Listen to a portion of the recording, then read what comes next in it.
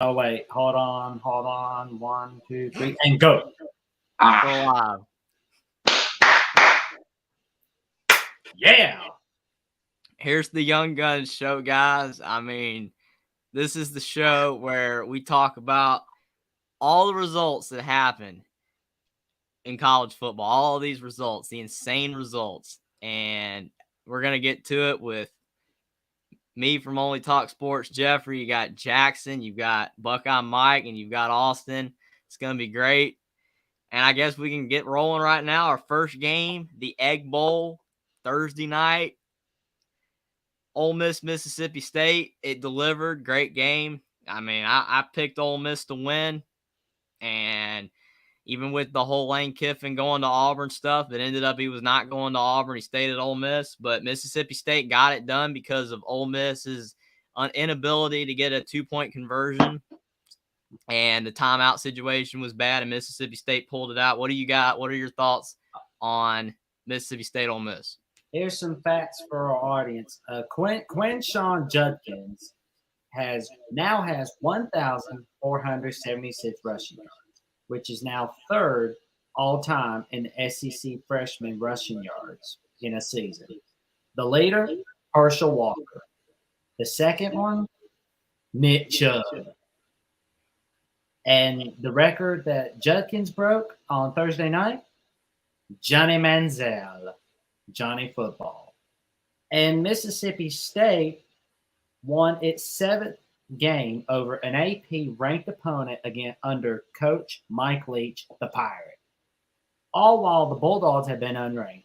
No other school has more than 4 wins as an unranked team against ranked opponents in the past 3 seasons.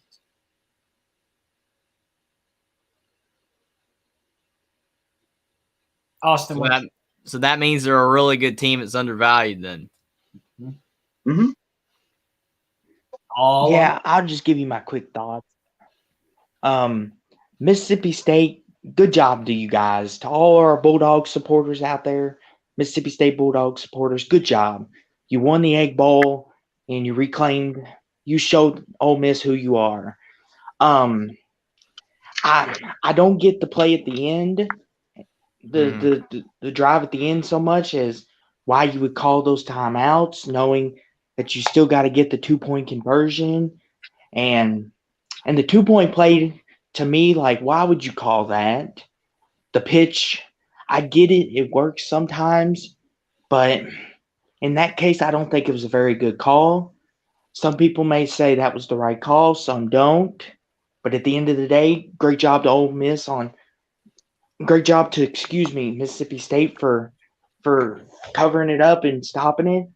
And congratulations to Mike Leach and the Bulldogs on bringing the Ed Cup back. And how about to Lane you, Buckeye Mike? With the fire extinguisher? Oh man, that was so cool. What was your reaction to that, guys? So my whole thing goes to, and Austin kind of already touched on it, and I think most people are thinking, what the crap is poor clock management, which seemed to be a theme in most of the games this past weekend, and decisions that made absolutely no sense. Like clock management and decisions made. I mean, the 2 timeouts they wasted for a 2-point conversion. How do you not? The standard usually is quarterback goes out there with 2 plays. First of all, one that they want to run and their kill switch play. The quarterback goes up to the line or goes into the shotgun, looks at the defense. If he doesn't like the way the defense looks compared to their play, he usually does like a kill kind of thing, and that's when they change the play, and that's when you see all the like quarterback bent over and hand communication with the wide receivers. That's when you see that. So that makes absolutely no sense to me. As like, how can you be so hard-headed as we're going to run this play? I don't care how the defense looks. We're going to run this play. And congrats to Mississippi State. I thought the picture after the game with the 2 Mississippi State guys with the trophy imitating the Ole Miss guy that got the penalty after the touchdown from 27. Yeah, the Elijah Moore incident, reenacting that over the trophy. I thought that was funny. But congrats, you guys earned it. you go out and celebrate the way you want, and by this time it's well past your 24 hours to celebrate. So if these guys go to a bowl game, which I think they most likely are, I think they're 8-4. Yeah, they're going to a bowl game. But I'll tell you this, it was a beautiful day in the neighborhood for Will Rogers. That's for sure. Oh yeah.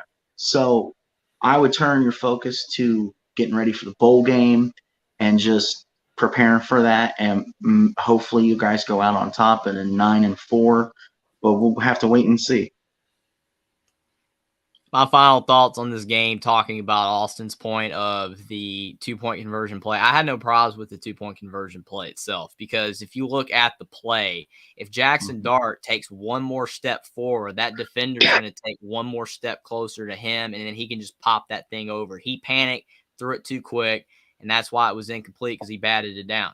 The play call wasn't the problem. It was the fact that they didn't have that play call before the 2 timeouts. The timeout should have never been called. They should have already had that play. It didn't work, but at least they would have still had a chance to maybe get the ball back if you hadn't have burned the timeouts. That was the mistake that Ole Miss made. They should have never made it. And for a coach like Lane Kiffin to do something like that, it just made people's validation that he was going to Auburn, that his head wasn't in the game. But it didn't happen that way. But that was a massive mistake for a really good coach, and that's what definitely cost them the game. Our next game, starting with the Friday games, you got Tulane and Cincinnati. A lot of people pick Cincinnati because of their home winning streak. For 3 years, they haven't lost at home. But Tulane goes on the road and wins at Nippert Stadium. Unbelievable. I mean, they've had a great season. I mean, Tulane, their only losses, they lost a surprise one to Southern Miss, and they lost to UCF. But they beat Kansas State earlier in the season. That win's really held up because Kansas State's going to the Big 12 championship game. But massive win for the Green Wave. What are your guys' thoughts on this one? Well, fun little stat. Tulane snapped a 61-game losing streak against AP-ranked opponents, and it was the first time since 1984 that they beat an AP-ranked opponent. And not only that, but they snapped a big winning streak at Cincinnati for home games that Cincinnati's won. But they literally go from worst to first. But 2-10 to 10-2. What a magnificent turnaround by Willie Fritz. Reminds you of Scott Frost at UCF. Yeah. Well, he's a lot better than Scott Frost, I suspect. But, I would like to say congratulations to Tulane. What a season they've had. Can we all agree that Tulane has been on a Cinderella carpet ride, so to speak, up to this point? I mean, they just keep finding ways to win. I mean, after the way they beat Cincinnati, and Cincinnati being the overwhelming favorite in a lot of people's eyes, like you mentioned, Jeffrey, and for them to win the game and clinch a spot in the American Championship, I mean, that's a congratulations to them. And I'm just happy for them overall, because they're a program that has had their struggles, like a lot of programs have. And just congratulations. And what about Lou Fickell going to Wisconsin, fellas? I mean, that's another headline coming out of this game. Was he not focused? Was he already thinking about Wisconsin? More than likely. Answers we may never get. But yeah, I mean, I think that Luke Fickell's going to stay a pretty long time at Wisconsin until Ohio State opens up. That's what's going to happen. My fear is that could be sooner than you think. I don't think it will, but we'll touch on that later. But it could. I'm not saying I think it will, but it could be. Depending on the powers that be, it could be sooner than you think. Well, to the powers that be, I say don't be so quick to throw the baby out with the bathwater. Final thought on Tulane, because obviously unfortunately, Tulane gets a bit overshadowed by the Cincinnati stuff with Luke Fickell. But Tulane, to me, I watched Tulane last year, and a lot of people forget, even though they went 2-10, Tulane almost beat Oklahoma last year at the beginning of the season. Tulane was a good football team last year, but injuries that hurt the team. They had a lot of injuries. Michael Pratt's a great quarterback, and he was banged up last year. He's healthy. He played fantastic this season. Their team was healthier. That's why they were good. They were good last year. They wouldn't have gone 10-2, but they were a really solid team last year. The injuries just bit them all season long. So, again, kudos to Tulane. But Luke Fickell going from Cincinnati to Wisconsin, I mean, I basically already touched on this in my video earlier today, and I basically just said that I think that it's a good decision. It's a good move. I'm kind of shocked. To me, Luke Fickell was the last I didn't think he was going to go to Wisconsin. I thought that he was going to hang out at Cincinnati, join the Big 12, and hang out a while longer and then go somewhere. But I think it's going to work out. But it's going to be interesting to see because, him being in the Big 10 again and him having to play against Ohio State, it's going to be very interesting to see how that matches up in the years to come. But I think overall that is a good decision. But what a game for Tulane, and it sucks for Cincinnati because I hope they don't take a step back as a program now with him gone, because he was a great coach building them up. And like you said, Buck, before we went on, Cincinnati fans should be happy for what he did. Because before Luke Fickell, you were a bad program, and now you've been really good and really relevant. So don't take away what he did just because he left. Unfortunately, there's just better jobs in Cincinnati. Yeah. Well, and it was but what an incredible job to Tulane too. I know you just touched on it, Jeffrey, but I'd like to give them props on it too. They were 2-10 last year, and now here they are playing for a conference championship. What a heck of a turnaround. We've seen that a lot this year.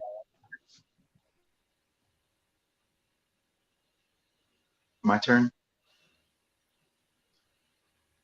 First of all, hey, Cincinnati, you guys had a good time with Luke Fickell. You don't even know the stress that a coach moving on causes. Ohio State's had to deal with that 4 times in 12 years. Between the end of Tress, the 1 year with Luke, even though he did stay under Urban Meyer leaving, and maybe another coming soon. Anyway, congrats to Tulane. I didn't think he had it in you. I was looking too favorably towards Cincinnati because they were one of the 2 home game winning streaks that were snapped yesterday. Can anybody guess when the last time it was that they lost a home game prior to Friday? I know it was in 2019. I can't remember. It was like November 2017. Hmm? It was 2017. What was the exact date? I thought it was 2019. It's been 3 years. They lost a home game in 2019. Was it 19? I thought it was 17. It was set at the bottom of the screen on ESPN. So, I'm just going off that. All right. I believe it was November 10th, 2017, but could be wrong, Doesn't matter. Onward to the Baylor Bears and the Texas Longhorns. Yeah, Baylor and Texas. This one was interesting because we were, all of our picks were going wrong on Friday. All the games that we thought the teams were going to win, a lot of them didn't win. But a lot of people gave Texas one more shot, even though Texas has been very inconsistent this season. But they were able to pull out a win over Baylor, who arguably has been even more inconsistent than Texas. And that's why, the only reason why I picked Texas, because Texas has been a little bit, just by a little bit more consistent than Baylor. They got it done at home. And Texas, even though they've been disappointing compared to what Texas fans wanted, they still have gone 8-4. They've still had a solid season. Could have been better, could have been worse, but they're 8-4. And Baylor, they've definitely taken a step back. They're not as good of a team this year. I still think Dave Aranda is a great coach, but they've dropped off. So what are your guys' thoughts on Texas Baylor? Well, go ahead, Mike. I only saw highlights of this. It looked to me like Texas was just more dominant throughout and did pretty well on the defense for once. I only half-heartedly picked Baylor because as a joke, and there was something in me that said, even though Baylor's a joke of a program this year, they tend to be more reliable than Texas. But I give props to Texas. Congrats on the win. I should have picked you, but that's just how the dice rolled. So congrats. Yeah. Congrats, Texas. I just want to say congratulations to all of our Longhorn fans. Hook 'em. And Bijan Robinson, he's a monster. He just shredded that defense, Baylor defense apart. I mean, they couldn't stop him all day long. And he's done that to a lot of defenses. So Baylor, you're not the only one that's had to deal with it. And the thing about it too is if you're a Texas fan, it has to be frustrating knowing that if you can get this team that you saw against Baylor and the team that you saw against Alabama, if you can get those two and combine those performances and get it on a consistent basis, Texas is looking real good for the future. But you need some consistency. Not to take away from your win. Congratulations.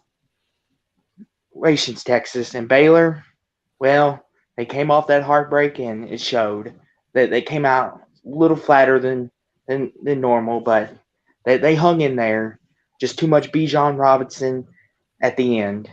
Oh, and we'll be covering a little bit more on Texas on a later game here in a little bit, which I believe our next game on the list is the North Carolina Tar Heels and the North Carolina State Wolfpack. Buckeye Mike, did you say any thoughts on Texas Baylor? Yeah, I gave a few. Okay. The only last thing I want to say real quick is Texas fans make no sense to me because you're having roughly the same production under Sark as you are Tom Herman, but yet you guys wanted to run Tom Herman out of town over the same production. So just think about that. I think it's a boosters thing all over again with Tom Herman, like it was with Carson. But that's just my thought, and I'll leave it at that. Or their expectations are being lowered a bit, like Nebraska's, by each coach that does worse. You kind of see it bleeding before your eyes that you're getting worse. I think Texas is going to get better because they're really talented. And yes, like Austin pointed out, and we've pointed out, if Texas plays like this all the time, like they did against Kansas, that performance needs to be pointed out as well. They just demolished Kansas. Texas can play like that. They can be an 11-1, 10-2, 12-0 team next year, but they're so inconsistent. I haven't seen a Texas team, me watching football in my lifetime that's been consistent. They've just been an inconsistent team for decades, so they're going to have to stop being inconsistent if they want to be good. Up to our next game. Hold on. And I know we need to move on quickly. I want to what's the word? I want to retract your statement because to me, Texas was good in the Vince Young era. It bled over to the Colt McCoy era, which was good. And then there was a drop off. And then once Tom Herman came in, I felt like it started to go back up. And now where Texas screwed up was letting Sam Ehlinger, after that Super Bowl win with a bunch of opt-outs in Georgia, say, "You're back." No, you weren't back. No, I was talking about games that I've watched. Vince Young and Colt McCoy, I was a little kid. I don't remember that stuff that well. I was talking about since I've been watching football, like in the early 2010s religiously, they've been average. They've just been average, 8-4 almost every year. When it was Charlie Strong, when it was Tom Herman, now here it's the same thing. It's just the same thing. That's what I was talking. I know I was alive when Vince Young was at Texas, but I was little, so yeah. But next game, NC State and North Carolina. Obviously, I was a little upset. Wanted North Carolina to come back around, but it is what it is. North Carolina really dropped the ball. I mean, they look from a team that maybe had an outside of all outside chances of making the playoff if they won out. They lost to Georgia Tech, and then you lose to NC State. 2 games that you should have won. The offense kind of sputtered a bit after Drake May for Heisman was starting to finally get its deserved bringing up because he was playing so well. But they really faltered down the stretch, and NC State beat him. And North Carolina's got a problem with, obviously, a field goal kicker. He missed 2 field goals in the game, including the one that would have tied it up in double overtime. But NC State got the win, and really a big win for NC State considering the fact that, Devin Leary being gone, they've been really struggling. So what are your guys' thoughts on NC State, North Carolina? Oh, here's a quote from Drake May. This was from September 20th, 2022. And this is what he said. Quote, "Whether you want to admit it or not, growing up in Carolina, you're going to be a Carolina fan. Some people may say NC State, but really people who go to NC State just can't get in Carolina." Unquote. Now, this is the 5th win for NC State in the last 7 games against North Carolina. Mm-hmm. Now, was that really a good idea to be running your mouth at your rival there, Mr. Madden? I'm not disagreeing with what your assessment. He shouldn't have said it, but it's not wrong. The only part that's wrong is saying that you're not an NC State fan. You can be an NC State fan and not even go to the school. Where he's right is that North Carolina's academics blown NC State out of the water. Yeah. So if you're not smart enough to go to North Carolina, you're going to go to NC State. That's what he meant. Yeah. He shouldn't have said it, but that he wasn't talking about football. He angled it like it was a football comment, which is why he shouldn't have worded it that way. But he's not wrong. North Carolina is way better at academics. That's why when they're saying North Carolina, the Big Ten with all this expansion, it makes sense because the academics are there. North Carolina, the SEC don't, because the SEC's academics are not as good as the Big Ten's. Well, and also kudos to NC State on a hard-fought victory in double overtime. And I'm very sad that, Devin Leary couldn't be able to celebrate that victory with you. But, however, this is the first time in school history that they've had 4 quarterbacks record at least 1 win in a season. How impressive is that? Which is amazing. Oh, yeah. And all the injuries you've had in this very disappointing season, man. It's like, but at least the disappointing regular season ended with a bang against North Carolina for the 5th time in 7 years. Yeah, I would just like to say congratulations to NC State. I mean, what a victory. I mean, I watched this game and I was on the edge of my seat, and I don't root for either of these teams. This was just a good football game. I know if you have an interest in it, it gets heated, but for me as a unbiased fan, it was a good football game. And for NC State, for them to have all the injuries, to have all the turmoil that they had, and to still string together this win against their rival, against North Carolina, against Big Brother, shows what kind of heart you have. And for North Carolina, crap in the bed back-to-back weeks, you can't be doing that if you expect to be a really good team and competitive. You can't lose to Georgia Tech and then lose to your rival NC State with their 4th stringer. You just can't do that. North Carolina, I'm disappointed in you because I expected you to win the last 2 games and have a date with Clemson and look strong, but I guess you feel that wasn't in the cards for you. But congratulations to the Wolfpack on a hard-fought victory, and hope you win your bowl game for all of our Wolfpack fans out there. Unfortunately, this shows, though, the ACC had a really bad season. And you know how, the media will talk about how poor the Pac-12 has been lately until this year, of how they've just been so bad. The ACC is having a terrible season. It has been awful for them. I mean, obviously, they've got decent teams, but Clemson's supposed to be the headliner. They're out of the playoff discussion. North Carolina dropped the ball at the end. And that's it. It's just a really, really struggling season for the ACC as a whole. The ACC is out of the playoff discussion altogether. I mean, That's They're the just, only Power 5 conference that has that problem right now. oh yeah. That's not You good. can't drop the ball to Georgia Tech. You No. just can't. No. You got any thoughts, Buckeye Mike? Did you say anything about this game? Not yet. So, congratulations, NC State. The one thing I would say is this game was so tight that we can't say necessarily that North Carolina was looking ahead and just thought we can just steamroll them.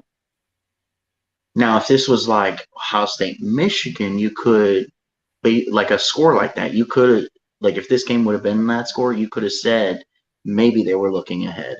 This game was tight, double overtime.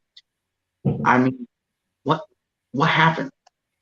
You dropped the ball. Yep.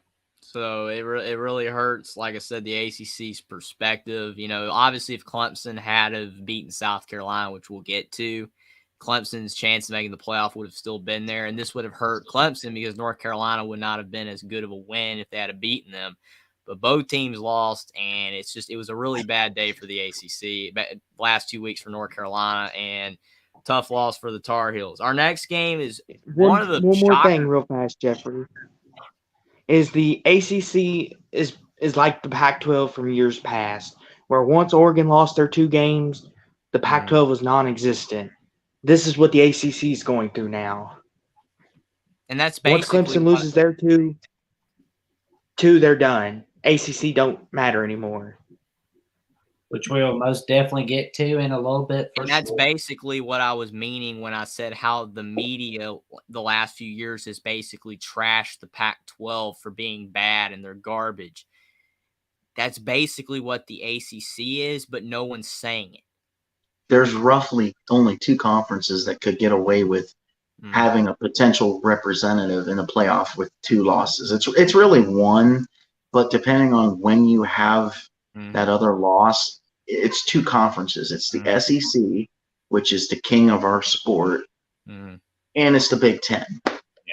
And really, like you said, it's basically the SEC. But I'm just saying that the ACC is having a really, really, really bad season, but no one's really wanting to admit it, like nationally, that the ACC is the Pac-12 of the last few years. They should say it. If you're going to treat the Pac-12 like 100%, garbage, Jeffrey. then the ACC is basically just as bad.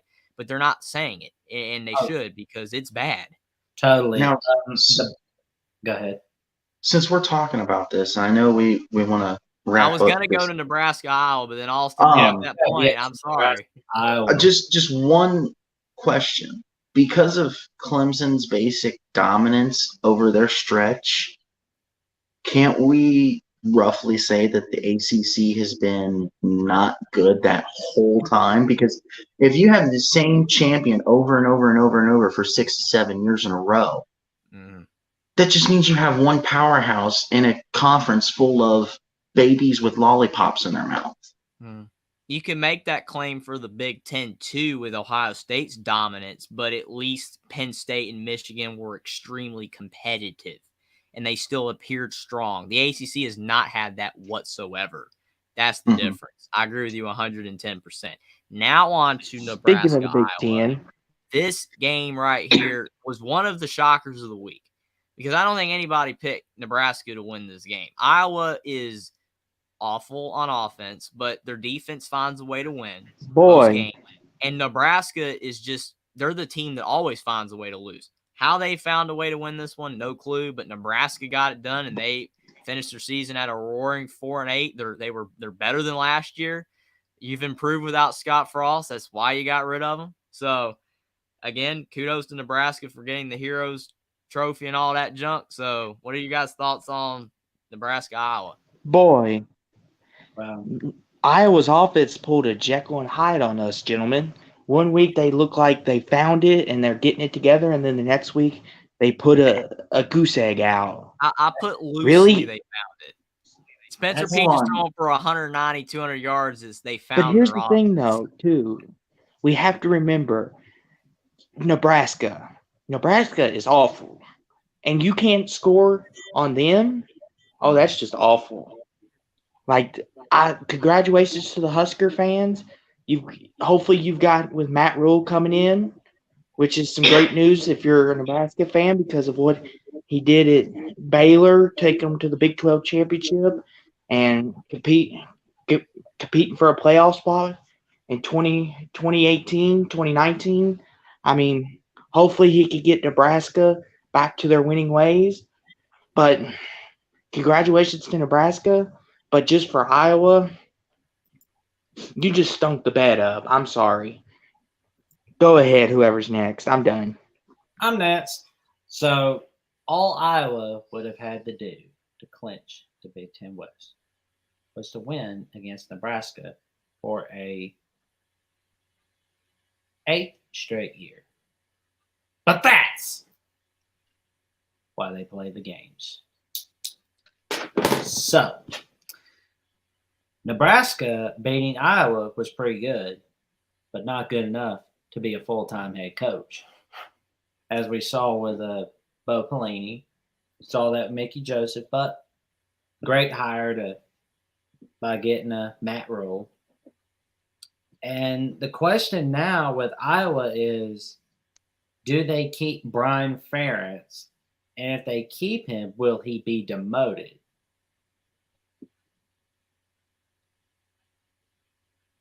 What? My turn. So, congrats to Nebraska fans. Well deserved. There's one thing that you guys haven't mentioned, and I'm surprised nobody mentioned it. Maybe you were going to. I probably am. Petrus got hurt in the first half. Yeah, he did. There was granted, Petrus, in my opinion, stinks like sewer water.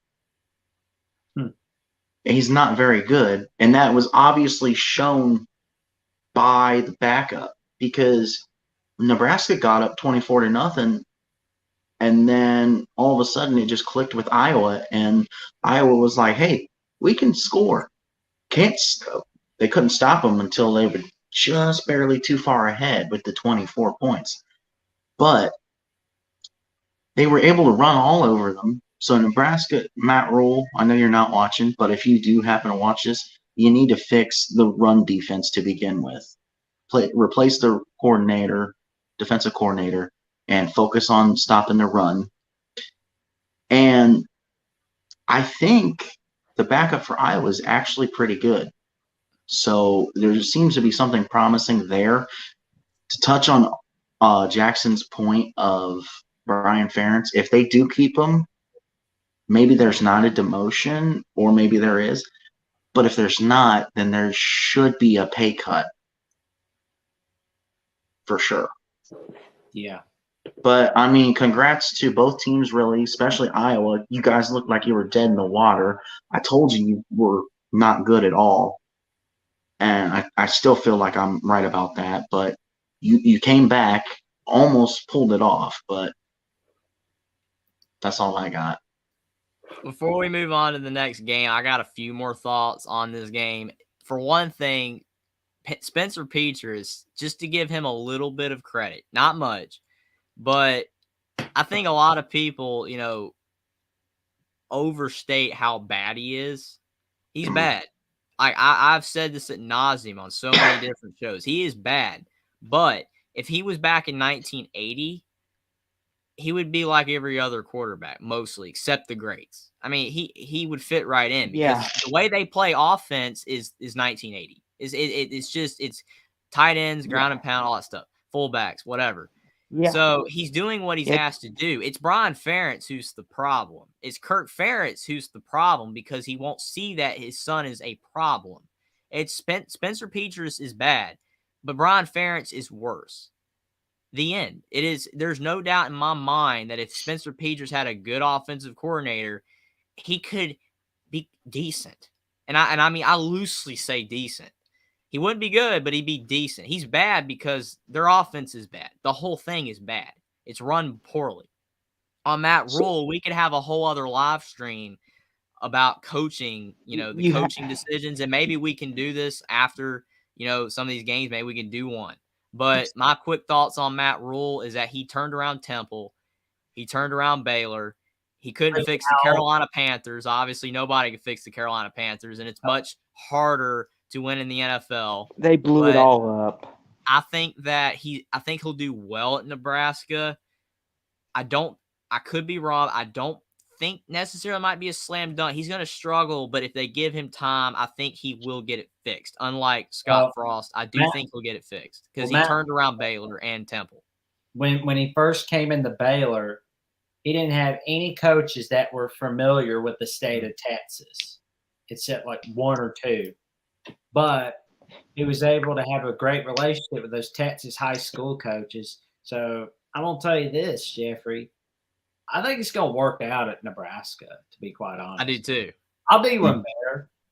He could win a Big Ten title there. So I have a quick question. Go ahead, Buckeye Mike. I was going to say two things real quick. One, Jackson, I agree, as long as, and it's just my bias coming out, as long as he doesn't have to do it against Ohio State, he can gladly go win a Big Ten title. Two, he signed an 8-year deal. So Nebraska, don't be stupid about this. Give him time. Let him develop everything and see the progress come. Let him have majority of his 8-year contract. If you're going to fire him, wait till year 6, year 7. But I'm telling you, just wait and you will see progression. You've already seen progression with one Scott Frost replacement. Matt Rule, in your eyes, he's really good in my eyes, but in your eyes, Matt Rule is king because he's amazing at turning programs around. He took Temple from 1-11 to what, a 7-8 win team, 9 wins? No, they won 10 games. He took Baylor from 2 wins to 11. Maybe that's what it was. And he won the conference title in his final year at Temple. Mm-hmm. So the man can win with any kind of coaching staff, and he's proven it.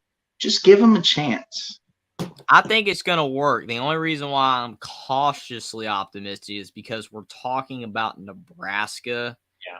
And it's scary. It's just it's a scary place right now. I think it's gonna work. I think it's gonna work, but it's not gonna start off like he's gonna just shoot on the motorcycle and he's driving 90 miles an hour. It's gonna take him some time to do it, like you said, Buckeye Mike. And I'm afraid that they'll axe him too quick. Do not axe him too quick. You got to give him time.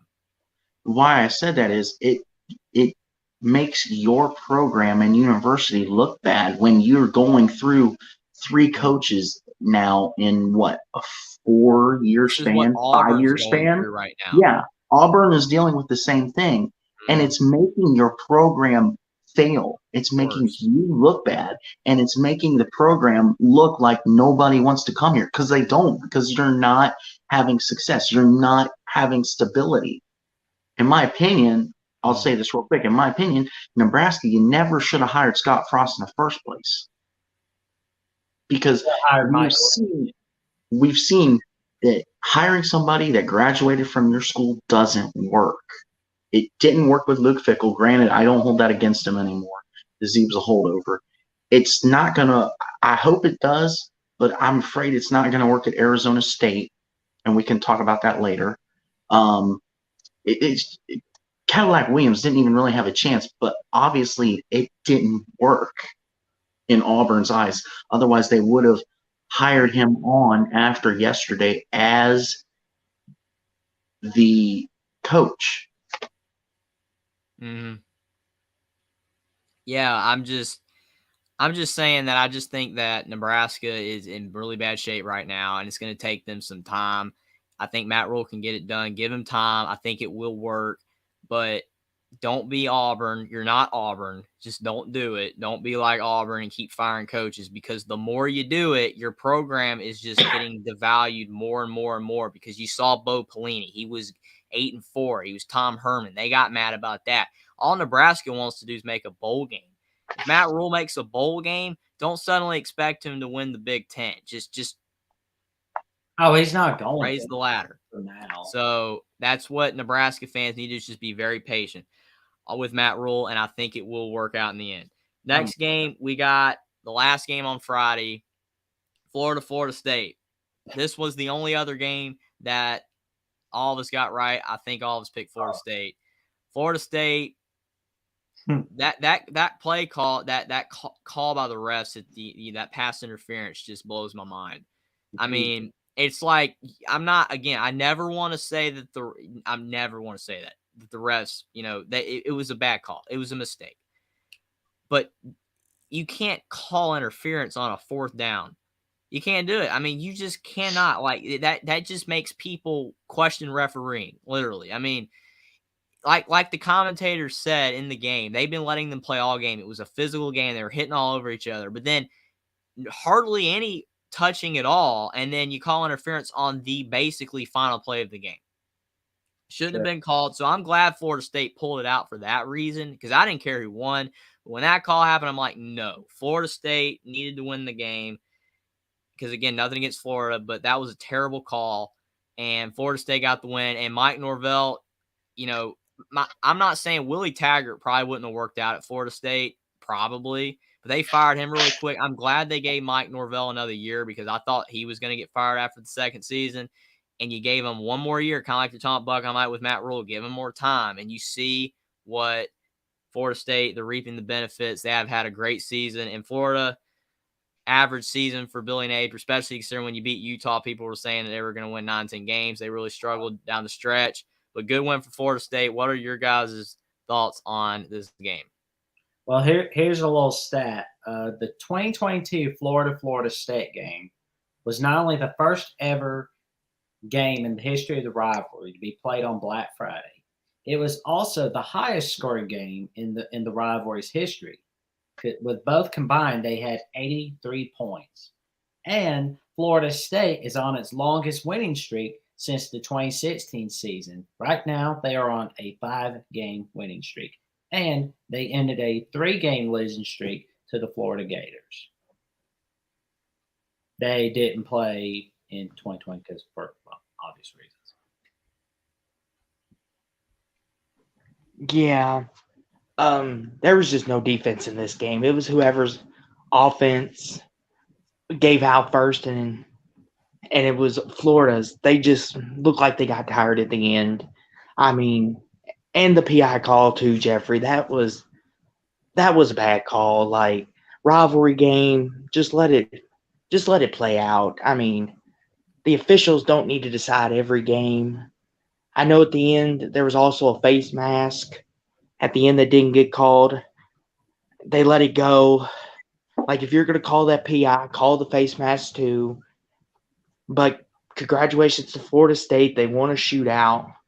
Jordan Travis, he's showing some flashes of being really, really good. Anthony Richards, he played a really good game. He just were awesome. Ran out of gas. Those Jordan Travis runs were awesome, man. Like, beautifully done. And John Jansen has a question for us. Matt Rule coaches Carolina this season. Will he do a better job?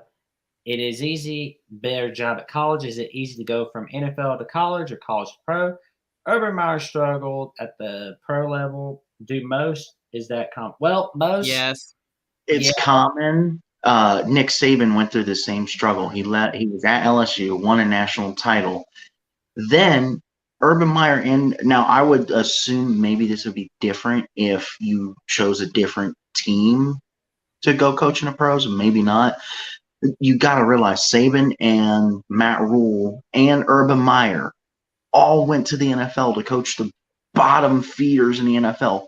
Saban went to Miami. Miami hasn't been good until late. Matt Rule went to Carolina.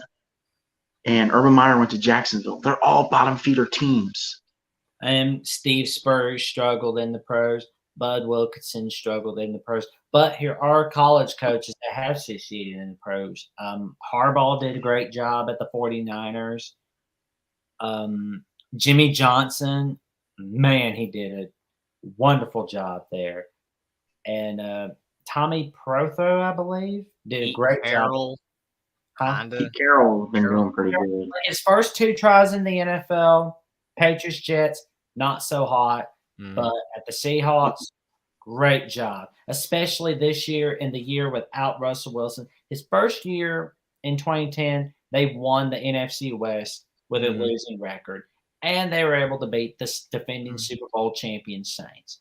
I'm gonna go ahead, Jackson, sir.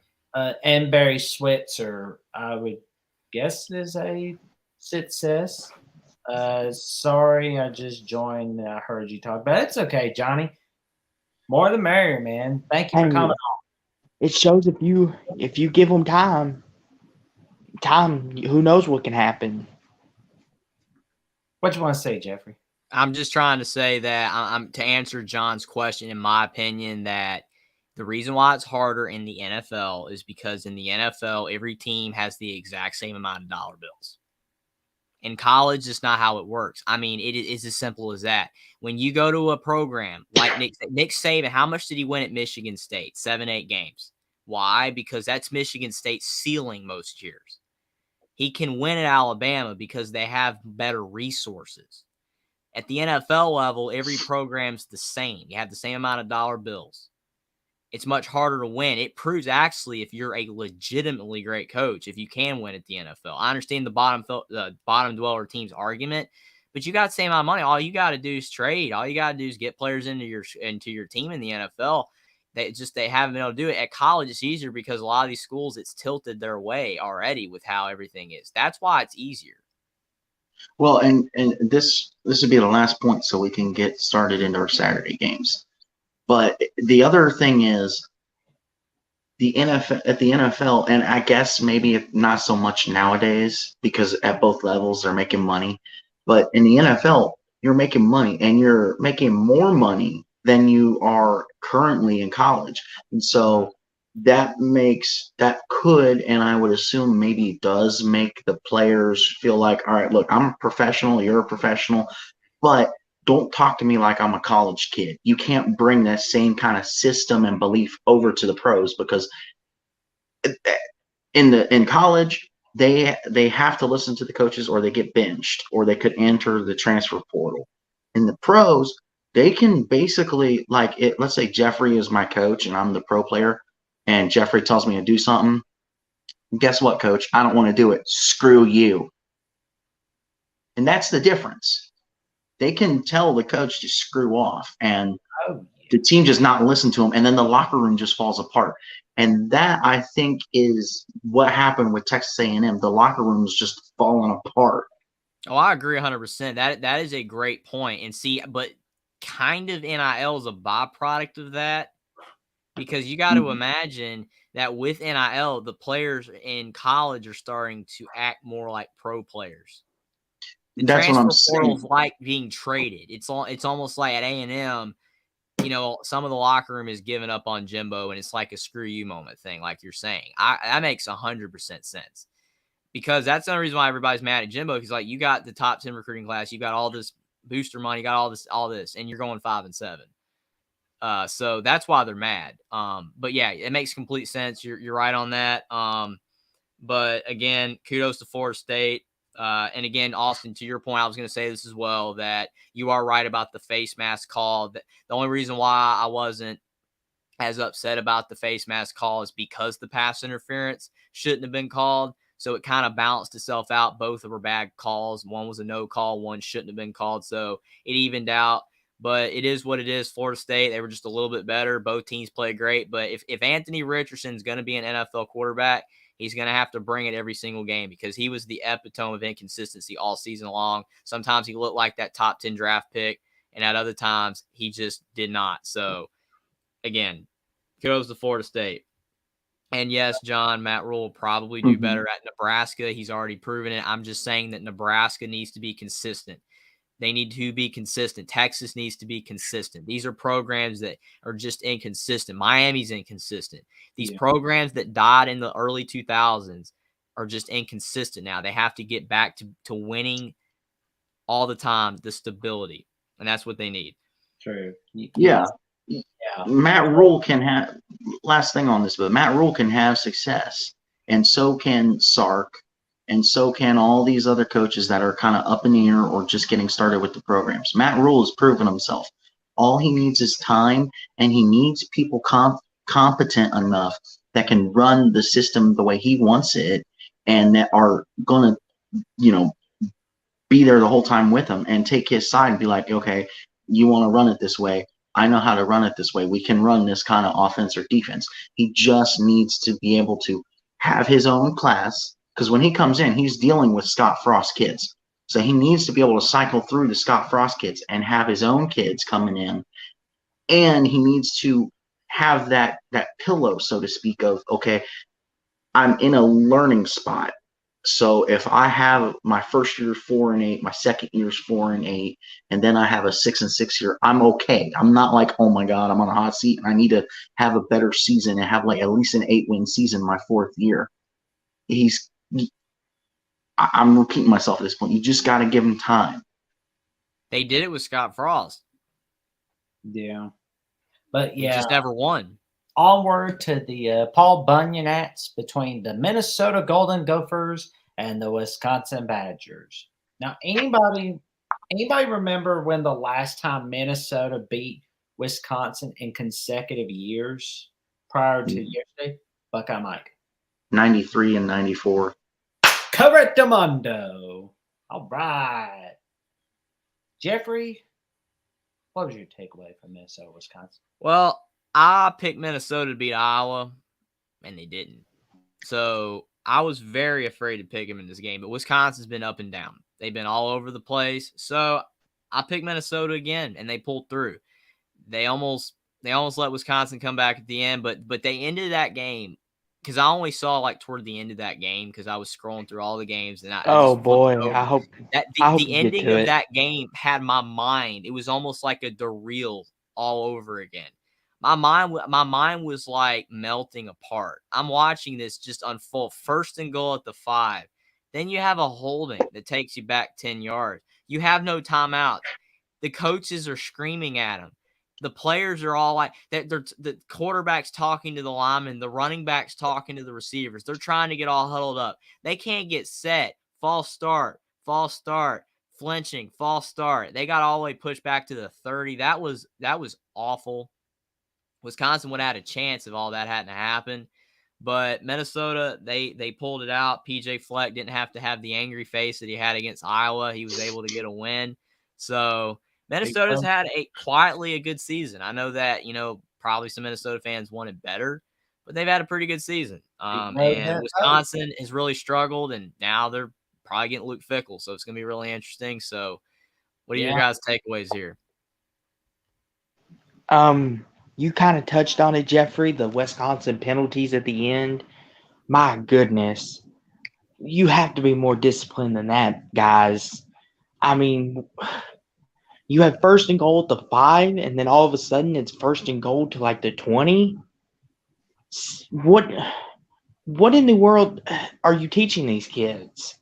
Like, I get it. Like, if the hold, I can understand it. Maybe you weren't sure your quarterback was running or something. It happens. But the false starts, you can't be having those. 2 of them back to back. Oh, no. Because in the NFL, they will make you run laps for that. But in Wisconsin, they just shot themselves in the foot on that. Congratulations to Minnesota. They pulled it out. They get to roll the boat, and they get to keep the axe. Oh, and Jim Leonhard, I wonder what's going to happen with him now, because I know he was, they were talking about him being head coach at one point, but then that Minnesota loss, I think, hurt any shot of him being full-time. But I do have some career advice for Jim Leonhard if you're watching this, which you're probably not, but you should. Go to work for Nick Saban or Kirby Smart. They will help you become a head coach within the snap of a finger. I think we need to go be an assistant for Kirby Smart or Nick Saban. Then, like, we need to keep doing the show, and we're live, doing the show, and it's like we got the headset on. Go down the field, whatever. Like defensive guy, like Buckeye, you be the defensive guy, and I'll be the wide receivers coach because I can, I'm pretty quick. So we could all get position jobs for Nick Saban and Kirby Smart, and then we'll be head coaches in no time, man. I mean, that's great advice. I know you're joking, but it has always been a dream of mine to be a football coach. Oh, yeah. I mean, I would love to be a football coach. I don't think anybody take me seriously. You never play football. I would, and then when they come over, I'd be like, you listen to this guy. He's your coach. I don't care if you don't believe in him and you don't want to listen to him. He is your boss. You listen to him.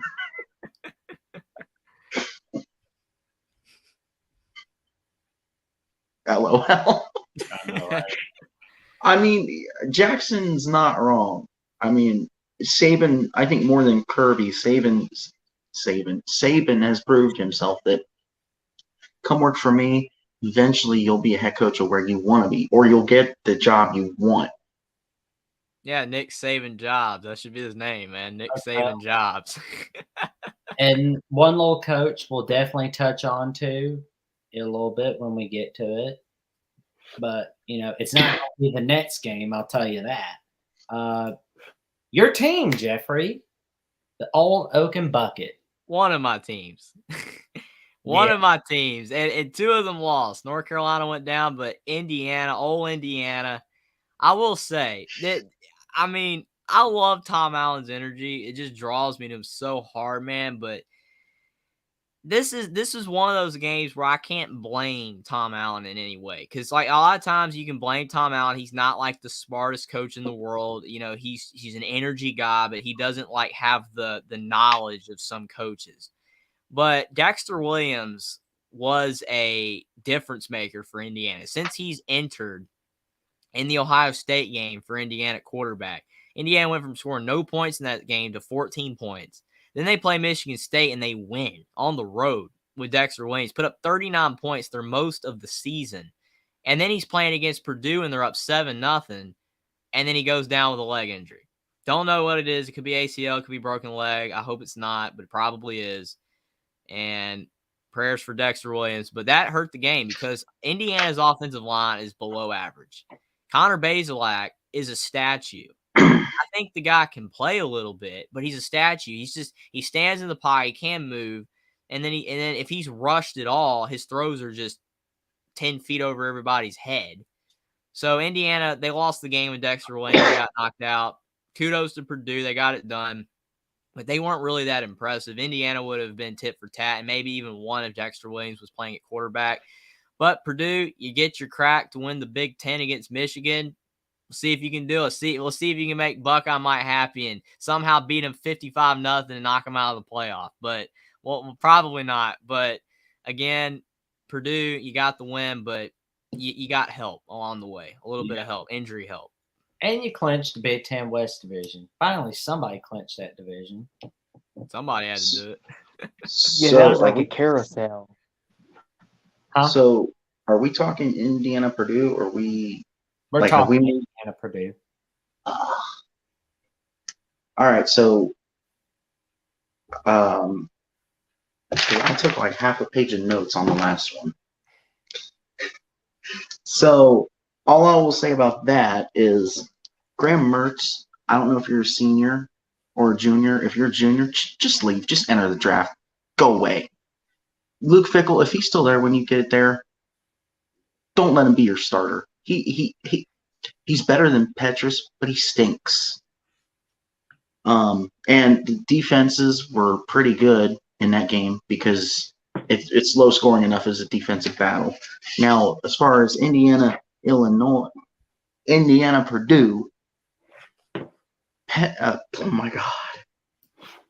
Okay. Dexter Williams was the key. Dexter Williams, if he hadn't gotten hurt, Indiana would have won the game. I guarantee it. Once he got hurt, it was over. Purdue was going to win. That's all I have for that. Yeah, I'll just touch on it real fast. Indiana was giving Purdue give them the business. They were giving them a challenge, but then when that injury happened, like you said, Jeffrey, then Purdue kind of took over, and then they finally pulled ahead enough, and then Indiana just couldn't come back. Congratulations to Purdue.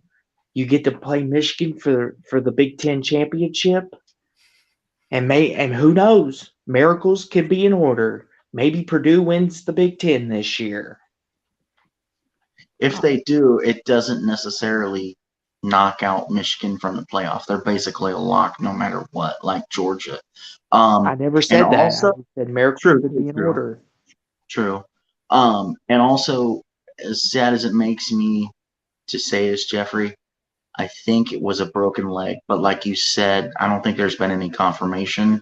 Mhm. But I do believe, I think it was a broken leg, which sucks. Yeah. Jane, how do you pronounce your name, Mister? I'm just gonna go James Scott, man. Yeah, yeah. That's a funny way to spell it, but I like it. I like it very much. I believe Luke Fickle is smart enough to play the guy who best fits the scheme. Look for someone to jump into the portal. Look for some to jump into the portal. Absolutely. Yeah, and that's what I'm saying because, like, to me, the backup quarterback for Wisconsin is what got them back into the game Oh yeah. because they were down, I think, by like 10 or so points at one point.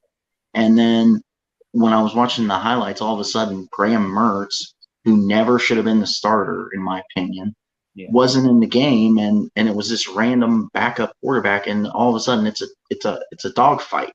Mm. Totally, man. I think the only reason you have Graham Mertz being better than Spencer Petras is because of the fact Graham Mertz has had like 2 games where he looked good. His first game against Illinois, and then the game earlier this year where he had like 5 touchdowns. And it's like Spencer Petras has never had it. So Graham Mertz, you're better than Spencer Petras because of 2 games. That's it. They're both really crappy, but I mean, you got to give him an edge somewhere. Well, onward to the next game, the 2022 Apple Cup between the Washington Huskies and the Washington State Cougars. A lot of people Talk picked about an no upset. defense. A lot of people picked Sorry, an Jeffrey. upset here.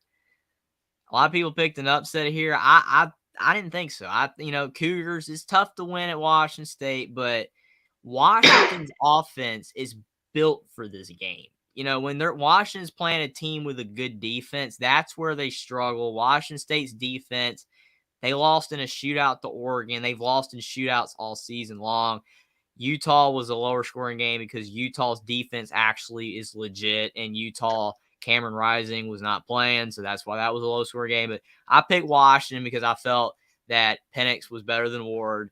Penix is better than Cameron Ward. So Washington's offense was able to win. And I know a lot of people thought Washington State would pull it off, but I didn't see it, and Washington did prevail. Kind of stink. Washington just fell just short from being in the Pac-12 championship game. It'd been kind of cool to see Washington make it, but they didn't. But they still had a great season, and a lot of people. Jeffrey, I'm glad you brought that up. A lot of people. If they wouldn't have lost, my bad, Jeffrey. I'm jumping ahead. My last point was just this. A lot of people thought at the beginning of the season that Washington was going to be a 6-7 win team. And I said at the beginning of the season, because obviously experience in Indiana, I said if Michael Penix simulates with Kalen DeBoer again and he's healthy, they can win 9-10 games. And they did it. By golly, they did it. Turnaround job, Kalen DeBoer.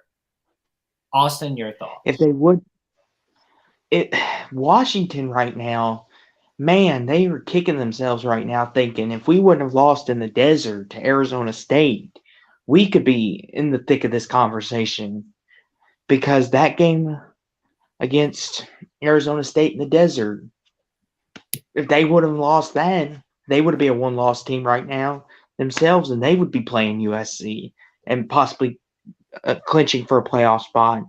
But as you say, you can't go back in the past. But it was a great win. They got the Apple Cup, and congratulations to the Huskies. And Washington State played better than I thought they would. I know the score doesn't indicate it, but they played better than I thought they would.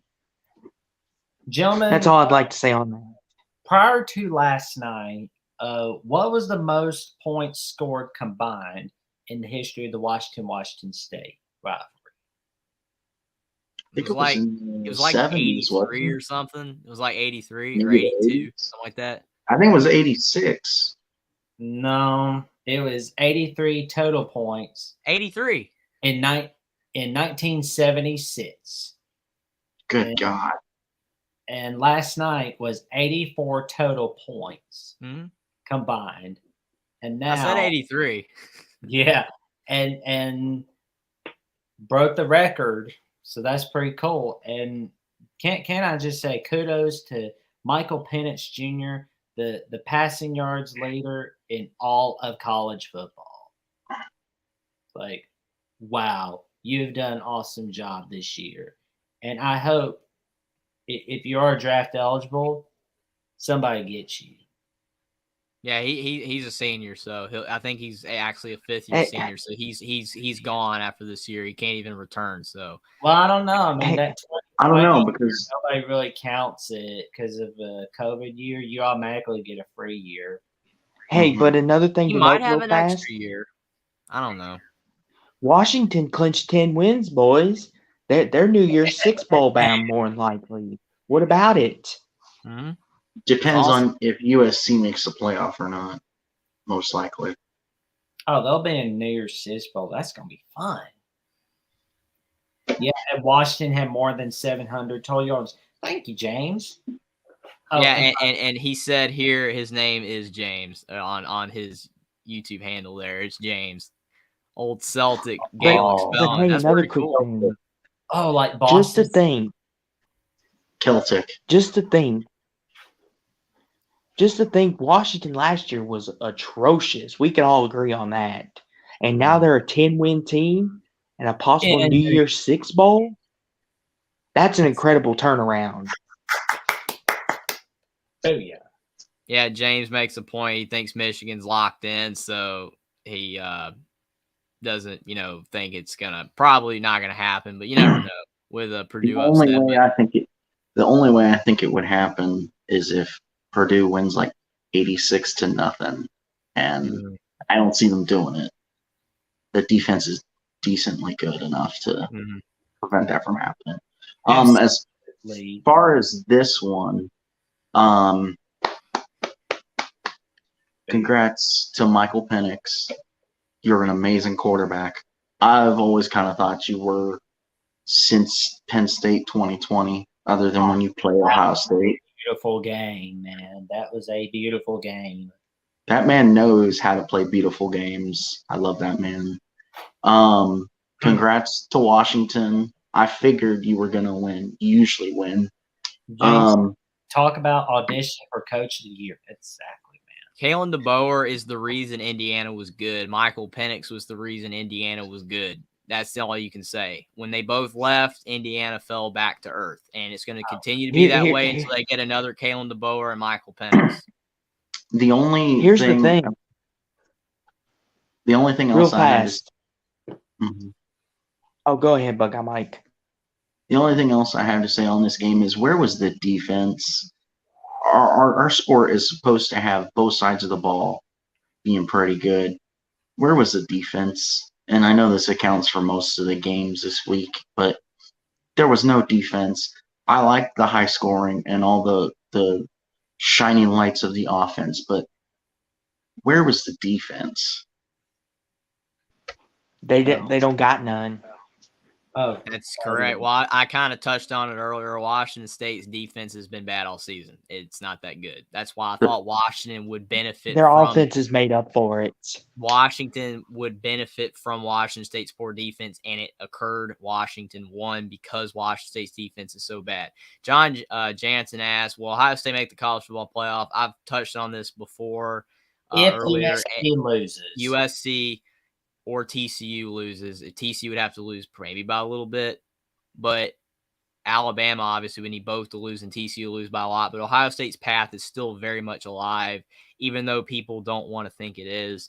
But Ohio State definitely has a very easy chance to make the college football playoff because it's going to be very tough for USC and TCU to both win. John Jansen, Which you may possibly see a similar scenario from Ohio State and Alabama from 2017, but this time Ohio State gets the nod. But, I was going to say most of the games this week is right because it sure wasn't going to be found in the Rose Bowl. USC's defense was not too bad. I mean, they weren't great, but they did enough to stop Notre Dame. So, and now we go onward to the ACC SEC matchups, starting with Austin's favorite team, the Louisville Cardinals and the Kentucky Wildcats. Austin, your reaction? Help us all. Kentucky runs the state again. This can't keep happening. I can't take it.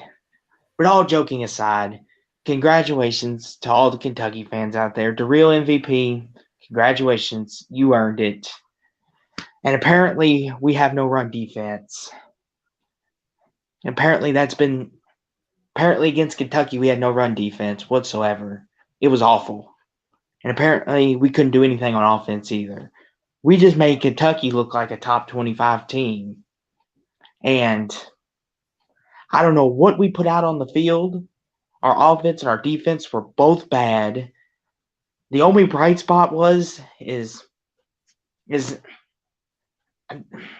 our special teams got a blocked punt, and we scored off that. Other than that, this was not a good game. And I wish we could do it over again, but we can't. And I think we just got a little ahead of ourselves, and it bit us in the butt. Congratulations, Kentucky. That's all I got to say. I'm just disappointed. I agree with you, Austin. Your point about, when we were picking these games about how you thought that Louisville would fall short in this game. You thought that Kentucky would show up, Louisville would fall short. And I disagreed. I thought Louisville was going to get it done, but you were right. Louisville played bad. They played really, really bad against Kentucky because Kentucky's been really struggling lately. I thought Louisville would get it done. I hate they didn't for you. I was pulling for Louisville, so we didn't have to hear how Kentucky should make the college football playoff from some people. But again, it is what it is. Louisville didn't get it done, but they just did not play too well. James Scott says, LOL, Kentucky played this as their Super Bowl. They fell off so bad at the end of the year. Louisville was their chance at redemption. Exactly. And kudos to, Scott Satterfield for a pretty good year at Louisville. I'm also glad that Matt Rule's going to Nebraska, so the Mark Stoops to Nebraska talk would go away. Oh, that was all. I knew that Mark Stoops was not going to Nebraska. Thank you, Matt Rule, for going to Nebraska. Thank you.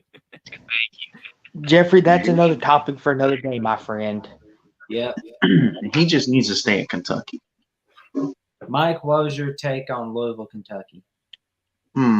Well, let me think. Congrats to Kentucky. And didn't really get a chance to watch this game yet, so I don't have too much to say. But just congrats. Absolutely. And onward to our next SEC-ACC matchup, the one that everyone is definitely going to be talking about, Clemson and South Carolina. Oh, boy. And, how exciting that South Carolina, history has been made for their season. First win at Kentucky since 2013. First 4-game win streak since 2013. Along with their first win at Kentucky. First ever win against Texas A&M. First AP poll ranking since 2018. Most passing touchdowns single game against Tennessee. Most points scored by an unranked team against an AP top 5 team ever. First AP top 5 team since 2012. First season with 3+ AP top 15 wins. First season with back-to-back top 10 wins and spoiling playoff hopes. And first win over Clemson since 2013. You talk about bad quarterback play. DJ Uyunglele, however you say it, was 9 of 28. DJ Good grief. Uyunglele. It's DJ. Undulele, my bad. It's DJ Doodoo. Okay, I was about to say, Yeah. I thought I said it right, but yeah, Buck, I was wrong. You're right. He played awful. We want to call out some quarterbacks in this stream. DJ, what was that Saturday? Like, I get it. Like, you were just hoping your defense would run them over, but dang, are you at least not going to attempt anything? Like, a big losing streak has ended. And I'll tell you what, how about that Beamer ball from Shane Beamer? Here's something. First of all, the game was great. Second of all, I've said since the Georgia game last year that DJ's not it. DJ sucks, and he shouldn't be the starter at Clemson. He needs to go be the starter at, like, I don't know, Tulsa or Mountain Union in D3. Third of all, did anybody watch the post-game interview with South Carolina head coach? That was funny, where he shouted out to Jesse Palmer after the game. That was funny. I was watching Ohio State, Michigan, but oh man, I missed that. Yeah, because he was like, they asked him about, like, what does it mean or whatever, and he was all like, well, you know, people like Jesse Palmer, I love him, but Jesse Palmer said Clemson just has to win and they're in. They got to win out. And I told my guys that, and I was like, we just got to be the one to beat them, and they can't win. And I was like, that's hilarious. My thoughts on Clemson, South Carolina is that South Carolina, I picked them because I picked them in the preseason. I didn't really have faith they'd get it done, but they got it done. And I will say that South Carolina has had a great season, but they fell off for a minute there when they lost to Missouri, and then they lost at Florida 38-6. So that's why everybody was off the South Carolina bus, South Carolina train, everybody. I mean, with good reason. I mean, they played awful against Florida. I mean, Spencer Rattler threw for like 140 yards against Florida, but then it turns around and has a masterpiece of a game against Tennessee and a really good game against Clemson.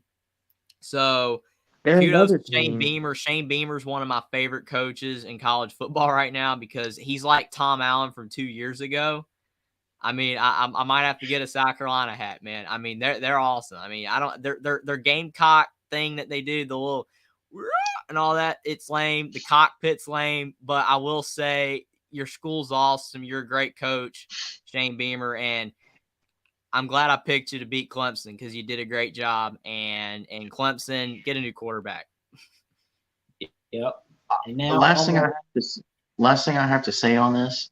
Where has this Spencer Rattler been, and who is he? This guy, he can just be more consistent. He's gone nuts. Yeah, he's gone nuts the last 2 games. But if you look at his last year at Oklahoma and the beginning of this year, he sucks. I mean, Clemson has truly shown that, like, we've gone back down to the bottom and we suck. Because we can't even beat a bottom feeder team in the SEC. But Spencer Rattler, you suck. You suck. Where's this been? I mean, I agree with everything you said, but he played bad 3 weeks ago. Florida, he was horrible against Florida. 38-6 loss. It's just 3 weeks ago. So it's not even the beginning of the season. 3 weeks ago. Losing That's what I'm at saying. Florida. So it was just 3 weeks ago. Then the last 2 weeks against top 10 opponents. I don't know if it's because of the color orange. Maybe he plays better against orange, but he didn't do good against Texas, so I don't know if that matters. Maybe the orange thing isn't legit. I don't know. I mean, he played fantastic. Kudos to Spencer Rattler. I mean, he's going to be back on some people's NFL draft list for the last 2 games. I mean, way too premature, obviously. He needs to play better more often, but yeah. That's my point. Like, kudos to him for playing better, but Why can't you play like this on a consistent basis? Mhm. What? Maybe he There's just enjoys killing people's playoff dreams. Because you There's think just- about it, Tennessee, they were a one-loss team when they met South Carolina. Now they're out. Clemson, one loss, still there. Now they're out. Maybe he just enjoys stomping on dreams, playoff dreams. I just don't get it. I mean, I understand it. It's harder to like as an example, it's harder to get yourself up for Arkansas State, Ohio State, Mhm. than it is like Clemson and Tennessee. But you still have to consistently play at the same level every time, and that is my critique and downfall with Spencer Rattler, and why I just don't like him. He's not consistent. At Mhm. least CJ Stroud, and I'm not trying to loop everything all together, but CJ Stroud is more consistent because we know what he can do. With Spencer Rattler, it's like, oh, I'm just going to play average to crappy this whole time, and then, oh, we're playing a top 10 or Buckeye top Mike, 25. don't you worry. We'll have plenty of time to talk about CJ Stroud at the end, buddy. We'll have plenty of Look time. at this comment, though. You think a bad beat of Clemson and Tennessee going down. Stoops signed an extension with Kentucky a day before they lost to Vanderbilt. So, again, that's a bad beat. That's even worse than Tennessee and South Carolina losing, or Tennessee and Clemson losing to South Carolina. That is awful. I mean, that is fun. I mean, look at this. I mean, think about it. Sign a contract extension, 2031, $8.6 million a year, a day before you lose to Vanderbilt. So, again, Jeez. that is funny right there. That's a bad beat. That's way worse than going down to South Carolina. So, our next game, you got Georgia Tech, Georgia. Again, I've renamed the rivalry instead of good old fashioned hate. It's or whatever it is called. Plain It's old-fashioned hate. clean old fashioned hate. I mean, it's Is literally, there called a anything? butt whooping. it's literally good old fashioned, clean old whatever. It's Georgia hating all over Georgia Tech. It is just Plain ugly. Is old-fashioned. there anything worth mentioning in this rivalry, guys? Georgia's rolling. Georgia The one- playoff berth. No ifs, ands, or buts. The one thing I will say about this game, and I know it's like a minor point, but Georgia Tech early in the game did have the lead on Georgia, which it dissipated almost immediately, but that is a small note. I mean, that's the only thing of noteworthy that came out of this game, because then they got the lead and Georgia was like, no, hold my chocolate milk. I'm about to throw 56 up on you. Yeah. What but else again, is there to say about this game? This game, Georgia Tech's not a good team. They can beat North Carolina because North Carolina, you just Not a completely good fell team. apart. But again, Georgia, you would say, oh, are they going to overlook? No, they're not going to overlook Georgia Tech. They rolled. Georgia's had moments. I mean, Missouri, the Kent State game, Georgia's had even the Kentucky game. Clean old-fashioned. Clean old-fashioned cleat tracks are left across the yellow jacket forehead. Yep. That's awesome. But Georgia's having their moments against Kentucky, against Missouri, against Kent State, where they haven't played well. So you thought maybe they'd have that type of performance against Georgia Tech, but they did not. They rolled. So kudos to Kirby Smart for not looking ahead to the Mighty Tigers in the SEC championship game. Real quick, if there was a matchup between the current Georgia Tech and a current Northwestern, who would you guys take? I would take Georgia Tech. Yeah. What? They beat North Carolina, man. I mean, Northwestern couldn't even beat Southern Illinois or whatever. Oh, they That's what I'm saying. to the barn. Georgia Tech's way better. Or I maybe mean, Nebraska's a better A comparison. better question would be, would you take Colorado or Northwestern? Who would you take there? What? I love you, but Colorado. Oh, who knows, man? But I guess a On to better the next comparison. game, old Jeff. Kansas State. Yeah, this is another Colorado one. Kansas question, man. State. That was a good one. The Sunflower Showdown. Kansas State just took care of business. There's not much to this one either. I mean, they did what they were supposed to, and now they get to play TCU for the Big 12 championship. Well, that, and there's also Kansas. And may we just say congratulations to Lance Leopold on a great, beautiful year. Yes. I mean, you go After winning only one game last year and now 6-6 and bowl eligible, congratulations. from Lance Leopold may be a finalist for Coach of the Year. Maybe. Well, I very well would consider it for him. I will say about that point though that I think an understated aspect is that people, again, I said this on one of our live streams a couple weeks ago. Kansas had a great season. Yes. I mean, they Lance Leopold, what he's done, turning them around is unbelievable. But they really faltered down the stretch. They went from 5-0 to 1-6 the rest of the way. Kansas was overrated for what people started to prop them up with. Kind of like Syracuse. Syracuse, same thing. When they were undefeated, and then they just started to crumble. Kansas crumbled. They completely fell apart. I picked them several times in the second half of the season. The spreads reflected the same thing. People thought Kansas was going to be competitive. Texas blew the doors off of them.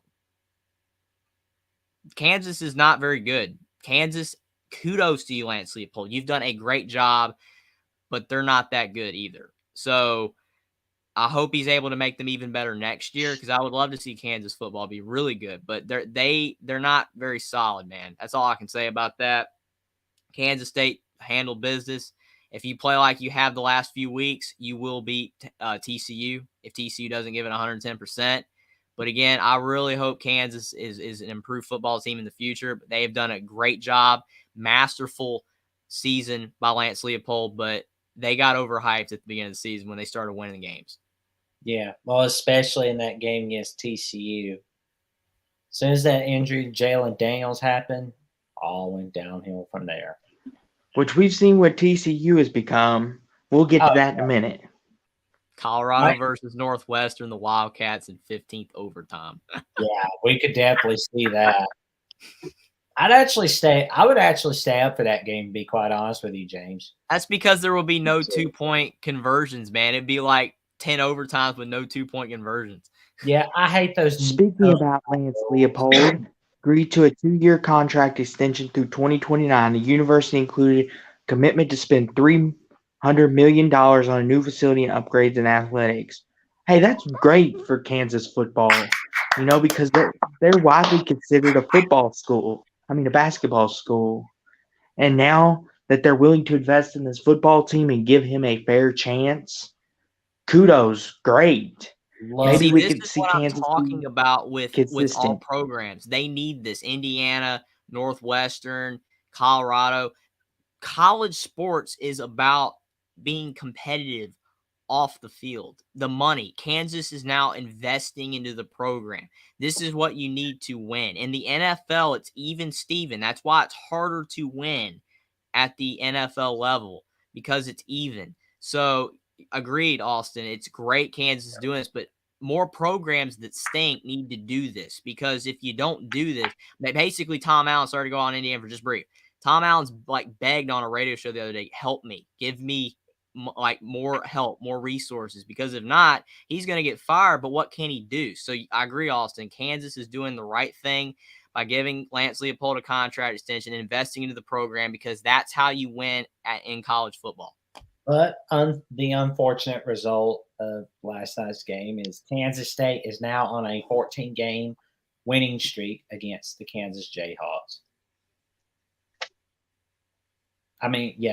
14-game winning streak. Yeah. John Jansen says, I'm a Missouri fan. I think Mizzou could have done a lot better than a sits. Great loss versus Georgia, but we lost Auburn OT. Yes, you did, my friend. Yes, you did. In the Aaron Judge game.